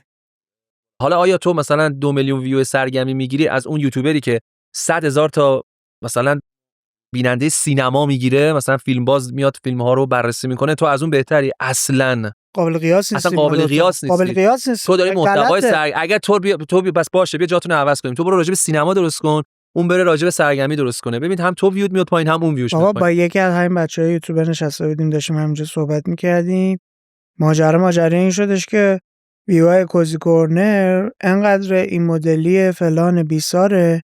بعد داشتیم همینطوری گپ میزدیم، خودش برگشت گفت ببین منو نگاه نکن که مثلا ویدیو منتشر میکنم توی 2 روز اول 13,000 تا داره بازدید میگیره. مخاطب من بچه 8 ساله است تا 24 ساله، اکثرشون هم زیر 18 سالن، زیر 16 سالن، زیر 14 سالن. همینه. تو اصلا نگاه کن تمام آدمایی که دور خودت میشناسی قبولشون داری توی یه زمینه خیلی خوبن دیگه. شما فکر کن اگه توی محلتون یه یخچال ساز مکانیک خیلی خفن باشه، مهم نیست اونور یه تعمیرگاه بزنن بسیار بزرگ و خفن، تو میگی بابا این فلانی کارش خیلی خفنه، یه بارم ندیدم کارو جا بذاره. تو اون کار استعداد داره. واسه همینه میگم اگه اون کامل باشه اون مثلثه، تو اصلا پولی خودش میاد. تو نیازی نیست کاری بکنی. اگر میبینی یه کاری داری انجام میدی، 1 سال 2 سال داری دست و پا میزنی نمیشه، شاید یکی از این مثلثا رو نداری. شاید پشت کارت خوب نیست، شاید استعدادشو نداری، یا شاید هم امکانات نداری. به هر حال این واقعا نکته مهمیه. مثلا به من میگن کوروش چجوری یوتیوبر موفقی بشم؟ من اتفاقا چقدر مثلا یکی میگفت تو آموزش درست کنی، دقیقاً عینایی که کل پدرت در اومده همه چیزی رو چرخیده، پر تجربه‌ای. به نظر من تجربه آدم‌ها قابل فروشه. واقعا تو یک تجربه منحصر به فرد داری، من یک تجربه منحصر به فرد دارم تو زندگیم و همه آدم‌ها یه تجربه‌ای دارن که اون تجربه چی میگن گرانبهاترین چیزه. اصلا مهم نیست تو چقدر تو زندگی کتاب خوندی فلان کردی، تجربه یک چیزی که اگر باشه، مثلا تجربه من به عنوان یوتیوبر برای اینکه یک یوتیوبر شکست خورده نشی، من الان با تجربه ترین یوتیوبرم به نظرم، چون تمام شکست‌ها رو تجربه کردم. همشون هم به خاطر مسیر اشتباه بود. به خاطر اینکه بلد نبودی. آره نمیدونستم. خودت بخاطر بری همه رو تجربه کنی. همه رو خودم اصلا مثلا من قشنگ یادمه آروین شو یکی از بچه‌ای که بود هم میگفت برو اینو ببین، اصلا آنالیز تو آنالیز یوتیوب تو تا حالا دیدی؟ به جان خودم من آنالیز یوتیوبمو تو این 6 سال شاید فقط 2 بار رفتم نگاه کردم که کجا بچه‌ها میگن سی پی آر سی پی ام سی پی آر چیه، اصلا نمیدونم اون چیه، هنوز هم نمیدونم. ناراحتم هستم، به نظر من مهمه، ولی میخوام بگم من اصلا به اینا توجه نمیکنم. من همه چیزها رو رفتم و تازه آخه داره بخشای دیگه تو ارضا میکنه. تو یعنی آفرین. برای اینکه مثلا نگاه تجاری نداشتی، برای اینکه برم پول در بیارم آره. که این داده ها برات اهمیت داشته باشه. مثلا نگاه میکنم آقا اینستاگرام، رفتی کاری که دوست داشتی و انجام بدی، یه دوست دارم پویا اینستاگرام آورد گفت بزن روی این، گفت نگاه کن، داشت خودش میگه نگاه کن اینجا الگوریتم و اینجا نکن قانون 7 ثانیه چیز کنم، اینا چیه میشه بررسی میکرد. مثلا ناراحت شدم، گفتم چرا من اینا رو نمیدونم. من اصلا یه بار نرفتم تو داشبوردم اینجا نگاه کنم ببینم چیه، مثلا فقط اون تنها چیزی که میبینم اوکی مثلا اینستاگرام نشه 5 میلیون ویو تو سه ماه، مثلا یه 30 روز گذشته داشتی، مثلا تهش اینو فقط اونم تو جلو چشمم میبینم. آره. ولی اینکه برم نگاه کنم روی تنشنم روی این ویدیو آره روی نیست. میدونم چی میگی، کامل متوجه. بزرگترین ترسات چیه؟ بزرگترین ترسام آدم دلش میخواد سانسور کنه، میگه نگو اینو. من فکر کنم ترس از فراموش شدن. یهو بیام ببینم هیچکی دیگه اصلا من نمیشناسه، هیچکی مثلا میگه آقا به ما چه کار میکردی، اصلا مثلا میگم بابا من اینو اوکی مثلا من یوتیوبرم فلان کردم، یا خب به ما چه. همه ما فکر کنم ترس از فراموش شدن تنهایی داریم. من فکر کنم این ترسو دارم با خودم، همیشه میگم الان انقدر سالته 60 سالگیت اگه دیگه هیچکی نباشه، هیچکی اصلا تحویلت نگیره تو خانه سالمندان، میخوای چیکار کنی؟ مثلا اون موقع میگم خدا کنه تا اون موقع اگه میخواد بشه مثلا یه اتفاقی بیفته مثلا تموم بشه. ولی از طرفی هم همیشه میگم نه با من حداقل 90 سال عمر میکنم. بعد میگم خب یه پلنی باید بریزیم. همیشه این ترس از تنهایی رو دارم. البته خیلی کم شده. من واقعا تو 5 سال گذشته به خصوص تو 3 سال گذشته فوکوس به شدت زیادی رو خودم کردم و تو حوزه روانشناسی اصلا یه دوره‌ای رفتم 3 روز ما توی اتاقی بودیم با کلی آدم، اینا پوست ما رو کندن و اون لحظه که این بعد 3 روز انقدر بار روانی از من کم شده بود، من هنوز آرزو دارم اون 2 روز بعد اینو تجربه کنم. اصلا نمیفهمیدم اتفاق منفی چیه، انرژی اصلا انقدر ذهنم، بعد میگفتم وای خوشبختی اینه، من چه حس خوبی دارم. اصلا تو اون کلاسی هم که این طرف گفت این اتفاق موقته، شاید تا 1 هفته دوام بیاره، اگه میخواید باشه مثلا باید ادامهش بدی تو اینا. اون 3 روز برای من به خصوص روز اولش زیباترین لحظات زندگیم بود. اصلا نمیفهمیدم انرژی، اصلا تون صدام و حرف زدن هم با آدم‌ها با این ادبیات بود، اینجوری یواش حرف می‌زدم، در حالی که حالا دیدی تون حرف می‌زدم، من اینجوری کردم. اصلا نمی‌دونستم استرس چیه. واسه همین واقعا خوشبختی یک چیزی که ما باید سعی کنیم به دستش بیاریم، ولی واقعا پول نیست. پول خیلی کمک میکنه، ولی تو پولدارترین آدم هم باشی. خیلی‌ها میگن نه با این چرت و پرته، من پول داشته باشم تمومه. اونا همه لذته، پول برای تو لذت میاره، ولی واقعا خوشبختی نمیاره. این حرفو اگه زیاد میشنوید شعار نیست.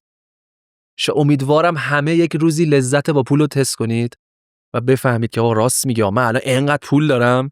بابا همه ما مثلا خودم فقط پول نیست، همه چی، شهرت، محبوبیت، تا زمانی که ندونی چه جوری از اینها کوین زدم به نام خودم، همه منو به عنوان فلان چیز میشناسن. خودت 1000 تا این مدلی تجربه کردی. دقیقاً. باید بلد باشی چه جوری خوشحال باشی. اگر نتونی اینو با در خودت تقویت کنی، همیشه تو زندگیت احساس کمبود میکنی، حتی اگه پولدار هم باشی. برای همین خیلی از پولدارها خودکشی میکنن. میگه بابا این عجب دیوونه‌ای بوده. بابا مگه پول طرف تو پنت هاوس بوده، تو نمیدونم مثلا استخر پنت هاوسش خودشو کشته. آقا چرا باید خودشو بکشه؟ برای مایی که مثلا اندازه اون پول نداریم میگیم عجب دیوونه بوده، اون پنت هاوس برو آدم دعوت کن، مهمونی بگی، پارتی، همه اون کارا رو کرده دیگه. دم برزیلیان یادت زمانی چقدر ترند بود، هر ویدیوش 15 تا 30 تا زن کناره، برو باش حرف بزن. میگه بابا من دیگه دیوانه شدم، اصلا فهمیدم چقدر کار اشتباهیه.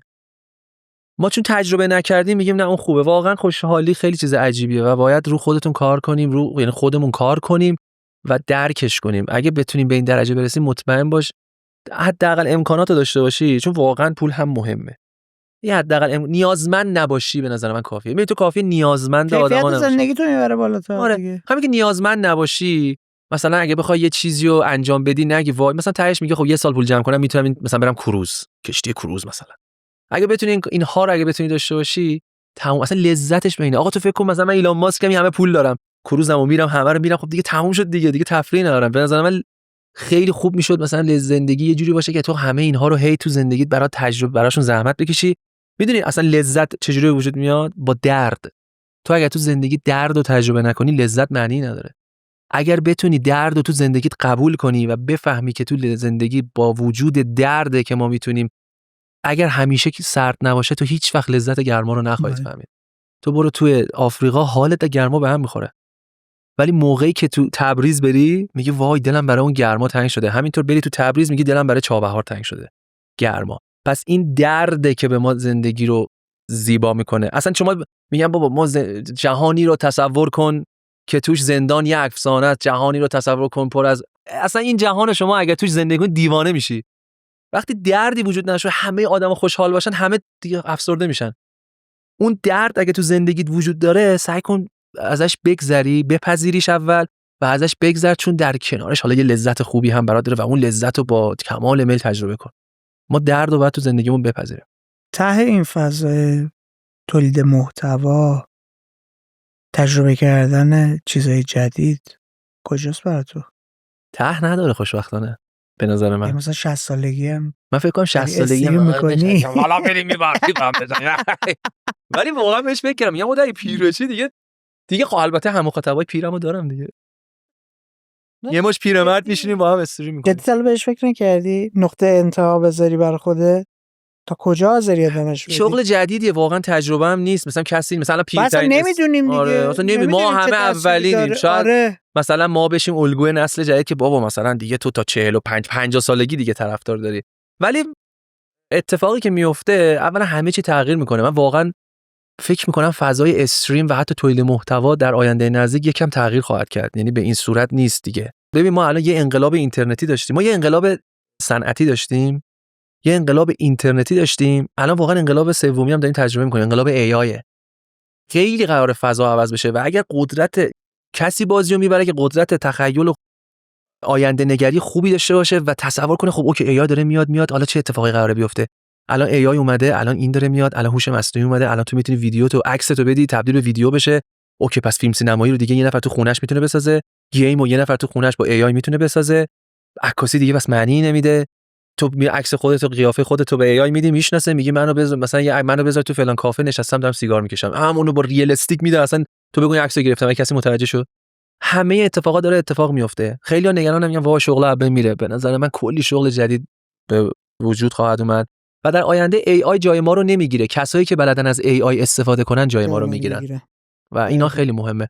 بنابراین اینکه میگی در آینده استریم چی میشه نمیدونم، ولی تمام چیزی که میدونم اینه که حتما خودمو سعی میکنم با مسائل روز تطبیق بدم یا طبق اون پیش برم. حالا ممکنه 45 50 سالگی 60 سالگیم اصلا استریمر نباشم، رفته باشم توی یه حوزه دیگه، ممکنه هنوز یه استریمری باشم که داره یه کار جدیدی بکنه. نمیدونم واقعا نمیشه. ما اولین بار احتمالاً یه چیز جدیدی رو پیدا کردی داری چی بعید کردن ولی ما اولیم. ما همیشه اول. الان هر کسی یوتیوبره همه اولیان. نسل جدید که میاد باید همیشه سعی کنه یاد بگیره از نسل قدیم که آقا شما چیکار کردید، اینا تجربهشون داشته باشه به جای که بره تجربه کنه. من رفتم تو یوتیوب همه چیز خودم تجربه کردم، شکستا رو خوردم، موفقیتام هم داشتم. شاید اگر میرفتم تحقیق میکردم آقا محتوای چنل دیگه چیزی ثابت باشه، الان 5 تا چنل داشتم. یه چنل میذاشتم مینی چت، یه چنل البته نداشتم مینی چت دیگه تمام کردم چون دوستش نداشتم، ولی حداقل جدا میکردم که اینجوری نشه. ولی به هر حال اینا خیلی مهمه دیگه. حالا امیدوارم در آینده دنبال چی؟ زندگی چیه؟ دنبال چی؟ دنبال لذت بردن از زندگیم. ببین من به خاطر دیدگاهایی که تو زندگیم دارم، خب مثلا من حالا اون دنیای وجود داره یا وجود نداره نمیدونم، کاش کی داشته باشه و واقعا ما اینجوری که میمیریم مثلا یهو بگیم این منم مردم، اوکی بریم بزن خوش بگذرونیم. امیدوارم این باشه. ولی من میگم تموم میشه. چون کتاب ژن خودخواه ریچارد داکینز اگه خونده باشی اصلا یهو عجیب میشه. من میدونم که ما بدنامون ساخته ژنامون ما رو ساختن و اصلا یک دلیلی که ما دنبال پارتنر میگردیم ژنامون خودشونو تکثیر کنن. برای همین باید چیکار کنه؟ عشقو به تو رو درگیر یک هورمونی کنه که تو عاشق بشی، بگی وای با طرف فقط میخوای اسپرم تو پخش کنی. یعنی این بیسیک علمی و ژنتیکی رابطه است.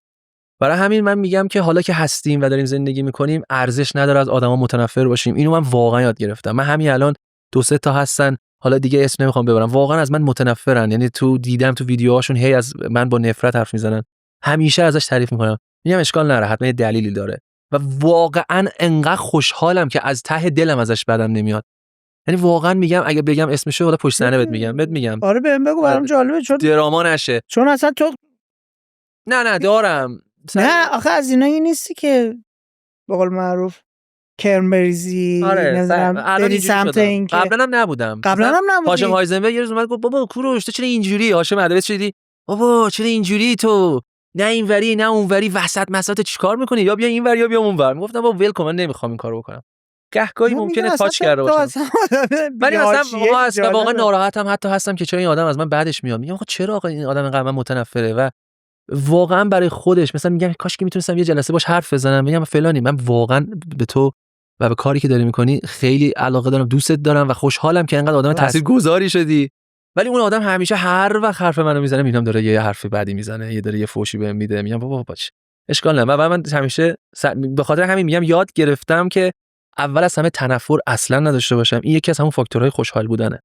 یعنی اصلا ارزش نداره تو از آدم‌ها نفرت داشته باشی. فردا ممکنه بمیری دیگه. حالا تمام شد. چه ارزشی داشت به خودت استرس وارد کنی و تمام اون نفرت رو بیای تو وجودت؟ چون واقعا تو وقتی یکی متنفری داری به بدنت استرس وارد کنی، سیستم ایمنی بدنت میاد پایین. بدونی خودت بدونی تو واقعا از یکی متنفری، اون آدم اصلا نمیدونه تو کجایی، اصلا نمیدونه تو داری چیکار میکنی، بعد تو هی ازش متنفری. اون آدم ضرر نمیکنه که تو داری آسیب میبینی. بنابراین اینو خیلی یاد گرفتم و به نظر من سعی میکنم تو زندگیم از لحظات و اتفاقهایی که میفته سعی کنم لذت ببرم و واقعا چالش دارم باشه، چون همچنان این استرس داره منو هی انگولک میکنه. بابا حالا چرا این کارو میکنی؟ خب حالا که چی بشه؟ الان پول نداری، الان اینجوری میشه، الان پول کمه، الان دلار شده اینقدر. اینها یکم میان اذیتم میکنن ولی هی مقاومت میکنم. شیلدی دارم، این شیلد رو میگیرم، همه اینا میخوره بهش، هی میره اونور. مثلا یه چیز جالبی تو صحبتات خودت اشاره هم کردی، همین که مشغول کاری هم که دوستش دارم، خودش اون درد و فشار و ناراحتیه که از اون برداره میاد بهت سیخونک میزنه، میخواد خودشو تحمیل کنه رو کمتر میکنه، زهرشو میگیره دیگه. آره اشکال نداره انقدر درآمدم کمتره، انقدر نمیدونم فلانه بیساره. مهم اینه که الان دارم تاثیر میذارم روی 100,000 نفر، خوش بهشون میگذره، سرگرمشون میکنن، 4 تا چیز بلدم بهشون یاد میدن. یه سری چیزای دیگه داره تو رو ارضا میکنه دیگه، به جای اینکه مثلا نگرانی اون چیزا. بریم سم جنبندی ببرم جنب من ریاضیم خوب نیست. بریم تو این گفتگویی که داشتیم برای من مسئله تجربه کردن هر چیز جدیدی که شکل میگرفته توی تو بود. بیا ببینم چرا رفتی سمت پادکستی، بعد اومدی سمت این که تبدیل به گیمر بشی، بعد رفتی فضای استریمینگ رو تجربه کردی، بعد اومدی روی یوتیوب شروع کردی ویدیو سازی، شبکه، یعنی هر چیز جدیدی که می اومده تئاتر کوروش رو قلقلک میداده برای اینکه بره تجربه کنه. مسئله برای من این بودش که خب این تجربیات چه چیزهایی رو برای تو به دست آورده، به ارمغان آورده، تو مسیرت قرار داده، چه چیزهایی ازت گرفته، چرا هنوز که هنوزه بعد از 15 سال 16 سال که این مدلی داشتی کار زندگی میکردی مشتاقانه داری ادامش میدی. دلایل اصلی که تو رو هل بده تو این مسیر چیا بوده؟ برام نکته بود بدونم ببینم آیا دامنه مخاطب، دیده شدن، شنیده شدن تأثیر داره توی اون بخش کنجکاوی کردم. برام نکته این بود ببینم که چه فرصت‌هایی و چه فضاهایی ازت گرفته. در مورد اون موضوعات نشستیم با هم دیگه بالا پایین کردیم، گپ زدیم، تمرکز رو آوردیم روی مخاطب، ببینیم مخاطب کجای قضیه داره قرار میگیره، آیا تو رو به سمتی هل میده که مجبورت کنه ناخواسته تبدیل به یک کوروش دیگه‌ای بشی. در مورد اینم حتی با هم صحبت کردیم، در مورد ترس‌ها و نگرانیات گپ زدیم، در مورد تصویر و تصوری که از آینده برای این مشاغل داری میبینی، در مورد دلایل اصلیت برای زندگی، خواسته‌هایی که داری گپ زدیم. چیزی جامون؟ چیزی از قلم افتاد بخوای در موردش صحبت کنی؟ نه فقط میگم شاید چون من همیشه مخاطبم، همیشه تو ذهنم انگار وظیفه دارم، احساس میکنم آقا به اونی که ممکنه تجربه نکرده باشه زودتر اینو بگو. و مثلا مخاطبم شاید آدمای زیر 20 سالن، بهشون بگم اول از همه نگران نباشید که احساس میکنید دوست دارید چیکار کنید. خیلی واقعا سخته تو بعضیا به خصوص اگر مثلا پدر مادرت کمکت نکنن، سیستم آموزش درستی بالا سرت نباشه و کسی باشه که راه نمیکنه، ممکن خیلی سخت باشه. مثلا من 28 سالگی فهمیدم واقعا عاشق عکاسی ام. خیلی دیر بود دیگه. من در حالی که واقعا قبلا دوست داشتم ولی هیچ وقت هیچ کی نیومد انگولکم کنه خب بیا انجام بده تو که دوست داری. همیشه احساس میکردم خب شاید خوب نباشم توش، در حالی که اگه مشوق و تشویق کننده خوبی بود شاید زودتر میفهمیدم. به نظر من اگر یک چیزی رو احساس میکنید واقعا دوست دارید، همونو بچسبید و ازش استفاده کنید. اگر فکر میکنید هنوز پیداش نکردید، نگران نباشید، بالاخره پیداش میکنید. و این فکر کنم یه نکته بود که خیلی دوست داشتم بگم و اگرم پیداش کردید 100% بهش بها بدید. کاری ببین، میدونی از کجا میفهمیم چه کاری دوست داریم؟ چشامون رو ببندیم، فکر کن نه محدودیت مالی داریم، نه محدودیت گیر دادن داریم، نه محدودیت غذایی داریم، دولت و اینا هیچی. ما الان بهمون بگم میخوای این کارو بکنی، آزادی. دوست داری از چه کاری پول در بیاری؟ اصلا پولم در اصلا نه، نیاری. حالا دارم بیزنسشو میگم. اصلا قطعا کدوم دوست داری چه کاری انجام بدی، درسته. آره. ولی چون دغدغه پول هم الان مهمه، دارم میگم دوست داری چه کاری انجام بدی و ازش هم پول در بیاری. یکی میگه آقا من دوست دارم مثلا ساز بزنم، ساز بفروشم. یکی میگه من عاشق چه میدونم مثلا شیمی ام، دوست دارم برم مثلا تو آزمایشگاه شیمی کار کنم. بعضیا اینجوریان، بعضی عاشق مکانیکی ان، یارو میشینه یه جوری جلو برات راجع به ماشین این گشت آوردش انقدر فلان. خب بابا تو این استعداد داری دیگه. یکی اگه بغل تو باشه باید بگه داداش بیا برو اصلا این استعداد تو بفروش، این استعدادو نشون بده. حیفه تو با این استعداد، خیلی‌ها به تو نیاز دارن، چون زندگی بر اساس نیازه دیگه. و فکر می‌کنم اینا رو اگر تونستید اینو پیدا کنید، سعی کنید بهش بپردازید. و پدر مادرها لطفاً حمایت کنید اگر دیدید بچه‌هاتون. من تو پرانتز یه چیزی جالب بگم، چون مدیا تو این سالهای اخیر یه کاری کرده، همیشه ما ترس از عقب افتادن و دور موندن و فومو همه چی رو پیدا کردیم و از اون سن برامون یه چیز عجیب غریبی شده، چون اومده 4 تا نمونه جلوی چشمون گذاشته. مارک زاکربرگ رو ببین قبل 30 سال اینطوریه، نمیدونم لیست فلان مجله رو ببین، آدم تاثیرگذار 30 ساله، بیلیونر زیر 30 سال فلان همه بسار اخراج شدن، همه مدرسه رو آره، کردن، در حالی آره. که همه پولدار بودن، بسیار خانه سرمایه خوبی داشتن در و مورد این استعداد داشتن. بابا اصلا استعداده رو ولش کن. نمیایم ببینیم آقا اگر زاکربرگ توی 20 چند سالگی فیسبوک رو راه اندازی کرده، از خانواده فلان اومده توی فلان مدارس خصوصی رشد پیدا کرده، آموزش تونسته پاشه بره هاروارد، تو هاروارد داشته فلان کارو میکرده. خب چند درصد آدمای کره زمین اینطوریه؟ همچین تجربیاتی داشتن، همچین خود فرصتی داشتن. ایلان ماسک پدر مادر به شدت خوب پولدار بودن و حمایتش کردن. حالا میگه من توی گاراژ شروع کردم، باشه از گاراژ شروع کردی با سرمایه‌ای بالاخره، یعنی امکاناتی داشتی، استعداد داشته، پشت کار داشته، امکانات هم داشته. ایلان ماسک اگر توی خانواده فقیر بود ممکن بود هیچ وقت نتونه اون موفقیتی داشته باشه. ذهنیتایی که دارن حداقل باید سرمایه رو میگرفت. ببین آدما فکر میکنن زندگی توی یه حالت برابر توی یه نقطه شروع واحد برای همه شروع میشه. نه قربونت برم. اون کسی که توی خانواده‌ای داره شکل میگیره که فلان طبقه اجتماعی هم، فلان درآمد دارن، فلان اطرافیان و کامیونیتی رو دارن، با تویی که اونها رو نداری یک جای دیگه ای داره شروع میکنه زندگی رو. یکی این و دو، تو وقتی برمیگردی به گذشتگان نگاه میکنی، آدمای تاثیرگذاری که صدها سال دیگه حضور ندارن ولی اسمشون، رسمشون، تاثیرشون موندگاره، مهمترین کارهای زندگیشون رو توی بازه 45 تا 65 سال گذاشتن. تجربه. کلی آدم مختلف بهت نشون میدم. KFC طرف تو 65 سالگی بیزنس رو راه اندازی کرده. الان وجود خارجی نداره ولی هزاران هزار شعبه از این کسب و کار توی همه جای دنیا پخشه. بازنشست شده، بعد از بازنشستگی این کار رو راه انداخته. فلان کارگردان، فلان نویسنده، فلان آرتیست، فلان نقاش. کی میگه دیره؟ اصلا ربطی نداره. طرف میتونسته زودتر شروع کنه. آقا 45 سالگی به این نتیجه رسید من شروع کنم و واقعا موفق شده. بعد تو اون 45 سالگی ما اینطوری نیستیم که مثلا از چه میدونم 18 سالگی تا 50 سالگی باطل بگردیم. 1000 تا تجربه زیسته داریم به دست میاریم که بعد تو اونا کمک میکنه. تو خودت مگه در مورد سلسله تصمیمات صحبت نکردی؟ زنجیره تصمیمات صحبت نکردی؟ اگر تو فلان کارو داری میکنی، امروز پا میشی میری کافه، فلان آدم رو میبینی، بعد فلان اتفاق میفته، بعد میرسه به خروجی فلان، این اتفاق داره میفته. خب هر کدوممون اینطوریه دیگه. اثر پروانه‌ای تقریبا. آره دیگه، همه چی به هم متصله دیگه. داریم تاثیر میگیریم یه روزی به خروجی. اگه برام مهم باشه یه نقطه‌ای میذاریم، تاثیر رو پس میدیم به اطرافیانمون، به دنیا، به هزار یک چیز دیگه. چقدر لذت بردم از گفتگو باهات. منم کیف کردم. من ماجراجویی برام این بود که بدونم کسی که 15 سال داره این فعالیت‌ها رو میکنه الان چه مدلیه؟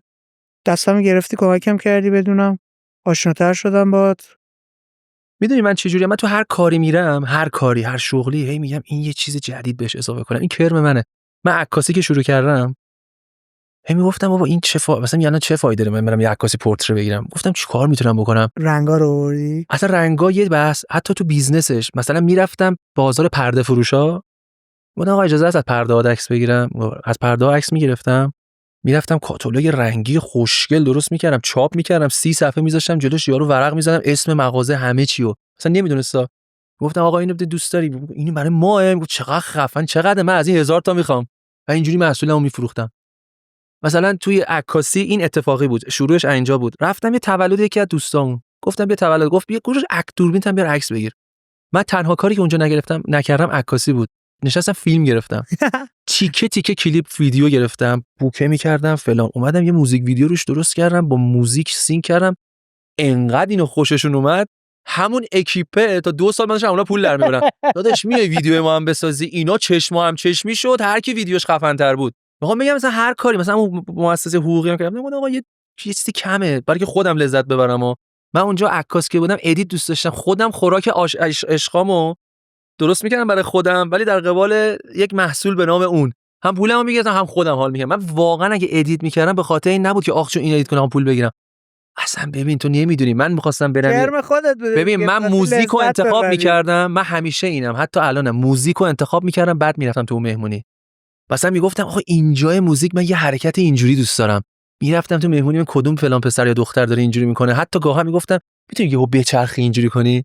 بعد اینو میذاشتم رو تیکه موزیک سینک میشد. هیچکی نمیفهمید که این لحظه رو. مثلا میگفتم آقا چقدر این ویدیو خوب بود، در حالی که با اون سینکا خوب شده بود ناخودآگاه. مثل سینماه.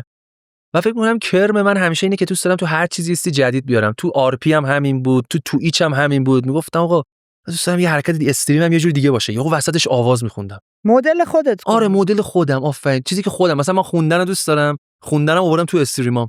تو آر پی ام کاراکترم عاشقانه بود، مثلا کاراکتری بود که اصلا خواننده بود، میرفت تو استودیو آهنگ رکورد میکرد، بعد میومد اونجا برای دختره میخوند و همین گفتن چه جالب اصلا داره آهنگ میخونه. اینا فکر کنم کرم الان بهش رسیدم. این کرم من اینه که هر چیزی دوست دارم عوض کنم.